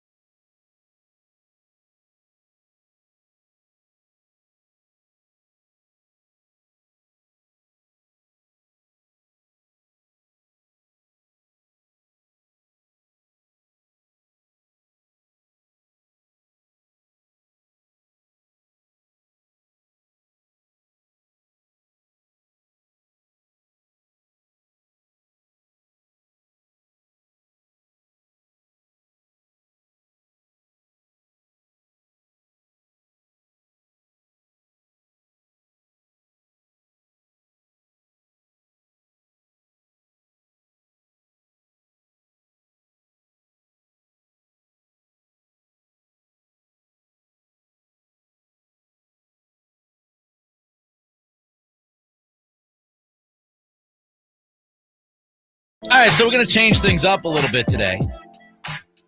Instead of playing you audio from a guest that we had on, we're going to actually go back to the exit interviews with the Kings yesterday and go through some of the comments that stood out to us the most. Let's start with De'Aaron Fox. Here was Fox telling the media yesterday how he felt as this season ended. I don't know if I told y'all this yesterday, but I was like, this is probably the first time that the season ended and I'm like upset, because of the way it ended. And we felt like, we could have kept playing. We could have, gotten to the second round and, kept our season going. This is the first time that I actually felt like the season ending was kind of hurt for me. And like I said, you want that sting to last a little bit so that you don't want to feel that again. And I feel like that'll help you build towards the future. Now, JJ was not the biggest fan of that comment, saying, well, hey, you should have felt that hurt when you were playing for a team that just kept on losing. Where was the sting over the last several years? Ramie, your thoughts on it? I see where JJ's coming from. I definitely see where JJ's coming from and how he could read it that way. That was my first reaction. On the other hand, he just turned 25 years old. Not everybody is, most people aren't fully formed people and adults and don't really know who they are and don't necessarily have all their habits set and ready by the time that they're 25 years old. Maybe he just needed time to grow into his big boy pants. You know what I mean? Or maybe what he's saying is, hey, man, in the past, seasons were over much earlier than they were this year. And in the past, by game 82, I was kind of over it already. I'd gone through the grief of knowing this was a lost season. I did that at the All-Star break, man. You know what I mean? That's when that set in. I've gone through all the stages of grief. I'm looking forward to the offseason at this point. That might have been what he meant. I get where Jay is coming from. Bottom line, and I think this is where JJ is at, you can correct me if I'm wrong, the fact that he's here now is what matters. If he didn't have that mindset in the past that he hated losing or it hurt to lose, it stung, it stuck with him. Even if you don't love that, the important thing is we're here now. That's where De'Aaron Fox is at now, and that's the type of mindset you need him to have now. We always talk about growth, and it becomes kind of a cliched point from the media perspective. Oh, this guy needs to grow. This guy needs to show that development. And honestly, when you look at this season, there's no better example than De'Aaron Fox. If you want to see the growth, the development of a young man, on and off the floor, by the way. He made this point yesterday with the media. Yorise is beautiful new baby. He feels like, at the age of 25, life can't be going any better for him. And he's a guy who always takes care of his body off of the floor. You never have to worry about that. Might have to worry about some video games and stuff, but you ain't worried about any kind of foolishness going on with De'Aaron. And so it feels like he's really happy in his personal life. He's married now with his first child, or second child, right? Second child. Mm-hmm. Second child. And so, now he's in a spot personally where, hey, things are taken care of. And now professionally, he's got a team that's good around him. He's got a coaching staff that gets him. And we saw him take that step. We saw that growth. So, and I think that goes along with what he said. I agree, Ramie, from the maturity standpoint, where I just think a lot of these seasons that he has, played, a lot of these seasons have been lost, pretty much all of them. And this year was different. He felt it more because he felt like this team could truly make some noise. All right, let's talk about Domas, because Draymond Green on Sunday quickly went to his microphone, recorded his podcast, talked about how he wasn't happy with Domas not shaking his hand. I do respect the work ethic of Draymond Green. This dude literally goes straight from the locker room to the studio to record a podcast. So here was Domas being asked by the media yesterday about Draymond. Domas, going to get this out of the way real quick. Draymond Green had comments about you not shaking hands after the game was over. Do you hear those comments? Do you care about those comments or care to respond to those comments? I don't know. After the game, they all need. I don't even know how to respond. He's like, yeah, I don't even know. That's stupid. What the hell am I supposed to say? Basically, what he just said is that's stupid. What is he even talking about? It sounds like he didn't even mean, like, there wasn't even any intent or malice. I mean, he didn't finish explaining what he was explaining, but it sounded like he was about to be like, yeah, I mean, there was a lot of people on the court afterwards. I didn't catch Draymond. I think that's basically what he was about to say. Yeah. Like, it was nothing, but I think he just, halfway through that sentence, he was like, why am I even? Why? You know? And you mentioned it yesterday. Like, we can't talk about this situation without talking about the context. Like, it's not like Domas just decided I'm going to ignore Draymond for no reason. If he did decide to do that, he decided to ignore Draymond because Draymond stomped him on his chest. Yeah. And, the Warriors complained about how Domas was dirty and he was, well, it was more the media that complained about it, but they were getting their point across with the officials that Domas was doing some of this stuff. So, Domas, look, if you're going to stomp me on my chest, then I have the right to decide not to shake your hand. Your boy Wilt Looney dropped the people's elbow on my forehead right in front of a referee, and I didn't get a foul call. Yeah, I'm a little frustrated. I'm just going to go back to the locker room now. All right, let's talk about the good vibes and the good culture. Several people talked about it yesterday, several players. First, we'll hear from Malik Monk. Nah, man, you can't dream nothing like this. You got to see it in person. You definitely can't dream like this. You can't dream anything like this unless you're doing it. So looking forward to be back next year. Can't dream anything like this. That's what this season has meant to Malik Monk. Then you had Harrison Barnes, who's been around for quite a while, talking about returning to this team. I mean, it'd be special. I mean, like I've said, I mean, I have equity in Sacramento, just being through a lot of the long seasons and to finally, like I said, be on the other side of that and to have a collective experience and feel like I said, we were knocking at the door. Obviously we didn't advance to Sacramento, but we were knocking at the door to really, I feel like, taking off as a team. I thought that would have been great. And, obviously we've all been around. We know it's a business. A lot of things happen. But to continue on with this group, I think that'd be a special thing. He wants to continue, and so does Trey Lyles. 100%. This is most at home I felt of any team I've been on. These guys are like others to me. 1 through 14, everybody gets along, so this is definitely an atmosphere and some places I want to stay in. Just speaks to the culture, Ramie, and it speaks to the chemistry that this team had, and certainly they come across as a team that genuinely liked each other. Yeah, and that's – I don't think that can be overestimated. A lot of people might roll their eyes when they hear chemistry, when they hear culture.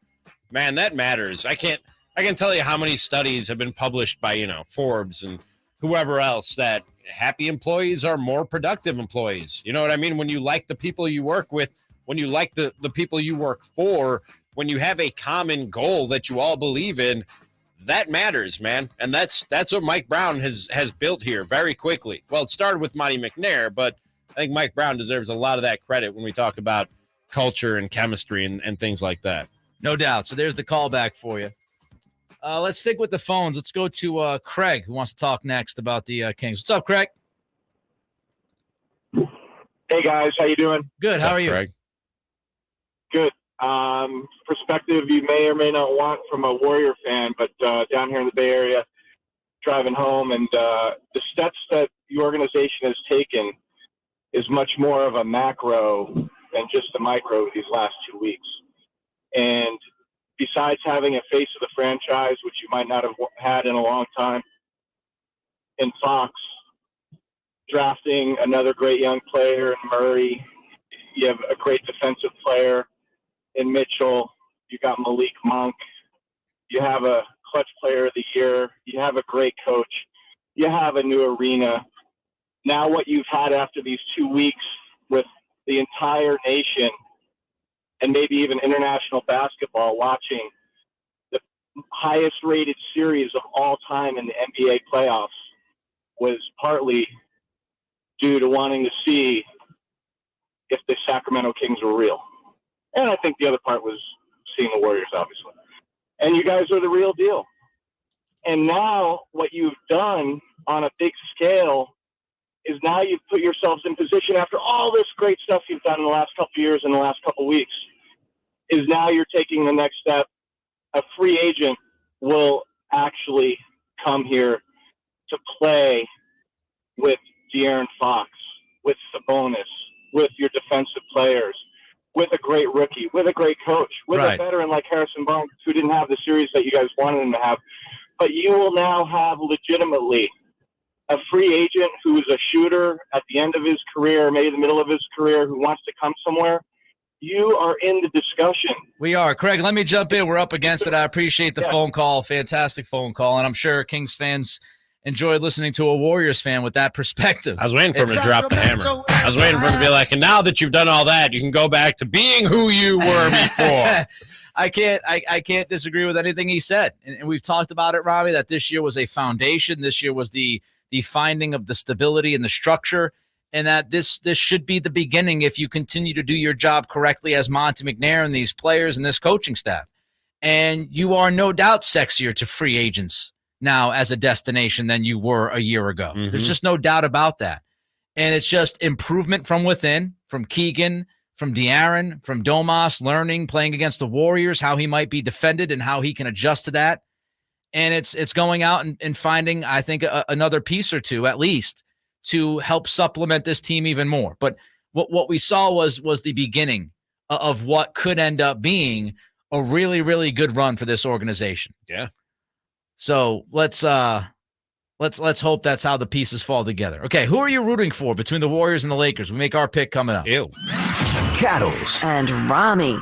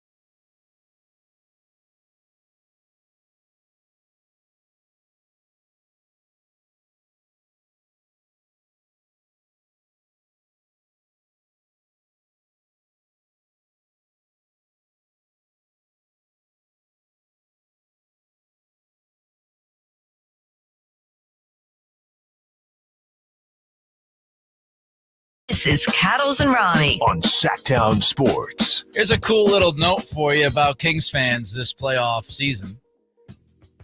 The Kings led all teams in attendance in the first round of the NBA playoffs with 73,012 fans. Let's go, Sacramento. G1C. Show up. Literally. Way to show up. Yep, G1C showing up and showing out. It was a fun series. Unfortunately, as we know. Isn't every NBA playoff game a sellout? Does that just, I don't mean to diminish it. I don't know. Doesn't that just mean that the Kings. Miami might not sell out. That's true. I was going to say, doesn't that just mean they fit more people in the building? Like every game is sold out, right? It's the capacity of the building that helps. Yes. And unfortunately, it didn't, the Kings lost 2 games here at home. Right. In the series, which was the end all be all, unfortunately. But great job by the fans. And I just, one message to the national media after this season that we haven't got to yet. Shut up about moving this basketball team. Shut your lips. Done with it. Don't want to hear it. Should not have heard it to begin with. Don't want to hear it. Don't want to see it. Don't want to read it. It's amazing to me people are having that conversation this year. Move them to Seattle. Sacramento's not a great basketball town. No, ridiculous. It is ridiculous on its base. Shut up. Look at Keep the ratings. The King's name out your mouth. Yeah. Look at the ratings. Look at the attendance. Listen to that crowd. Stop it. This city is diehard. Yes. They wanted a good basketball team. This year they got a good basketball team, and the results speak for themselves. Don't want to hear any national media pundit come out there and throw Sacramento under the bus. Mark. It's actually the least surprising aspect of the year to me was that the fans showed up. Fan base was as great as it was. Because if you actually lived here, and I've only lived here for a year and a half, but if you live here for 3 weeks, if you live here for 3 months, you feel it and you know it and you understand it.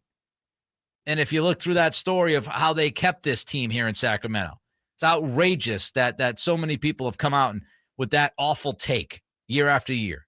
That ain't gonna fly. Nope. It's not. All right. Not around here. It's not. Lakers, Warriors starts tonight.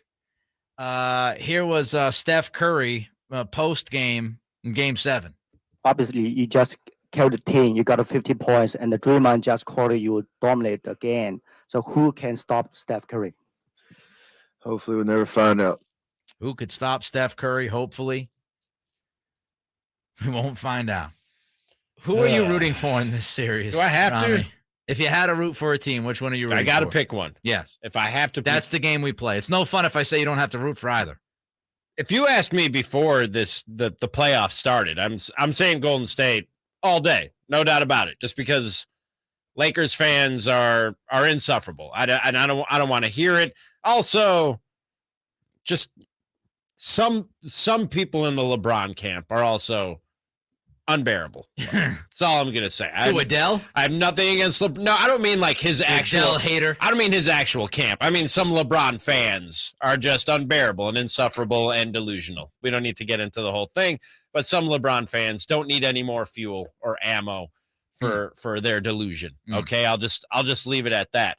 But man, after this series, and after the whole Draymond stepping on Domas's chest and the Kayvon Looney elbow to Domas, and then after the game, Nick, I was walking home after the game, and these Warriors fans were just looking for trouble, man. Just everybody they walked past wearing Kings gear right in their face. Warriors! Warriors! They're just,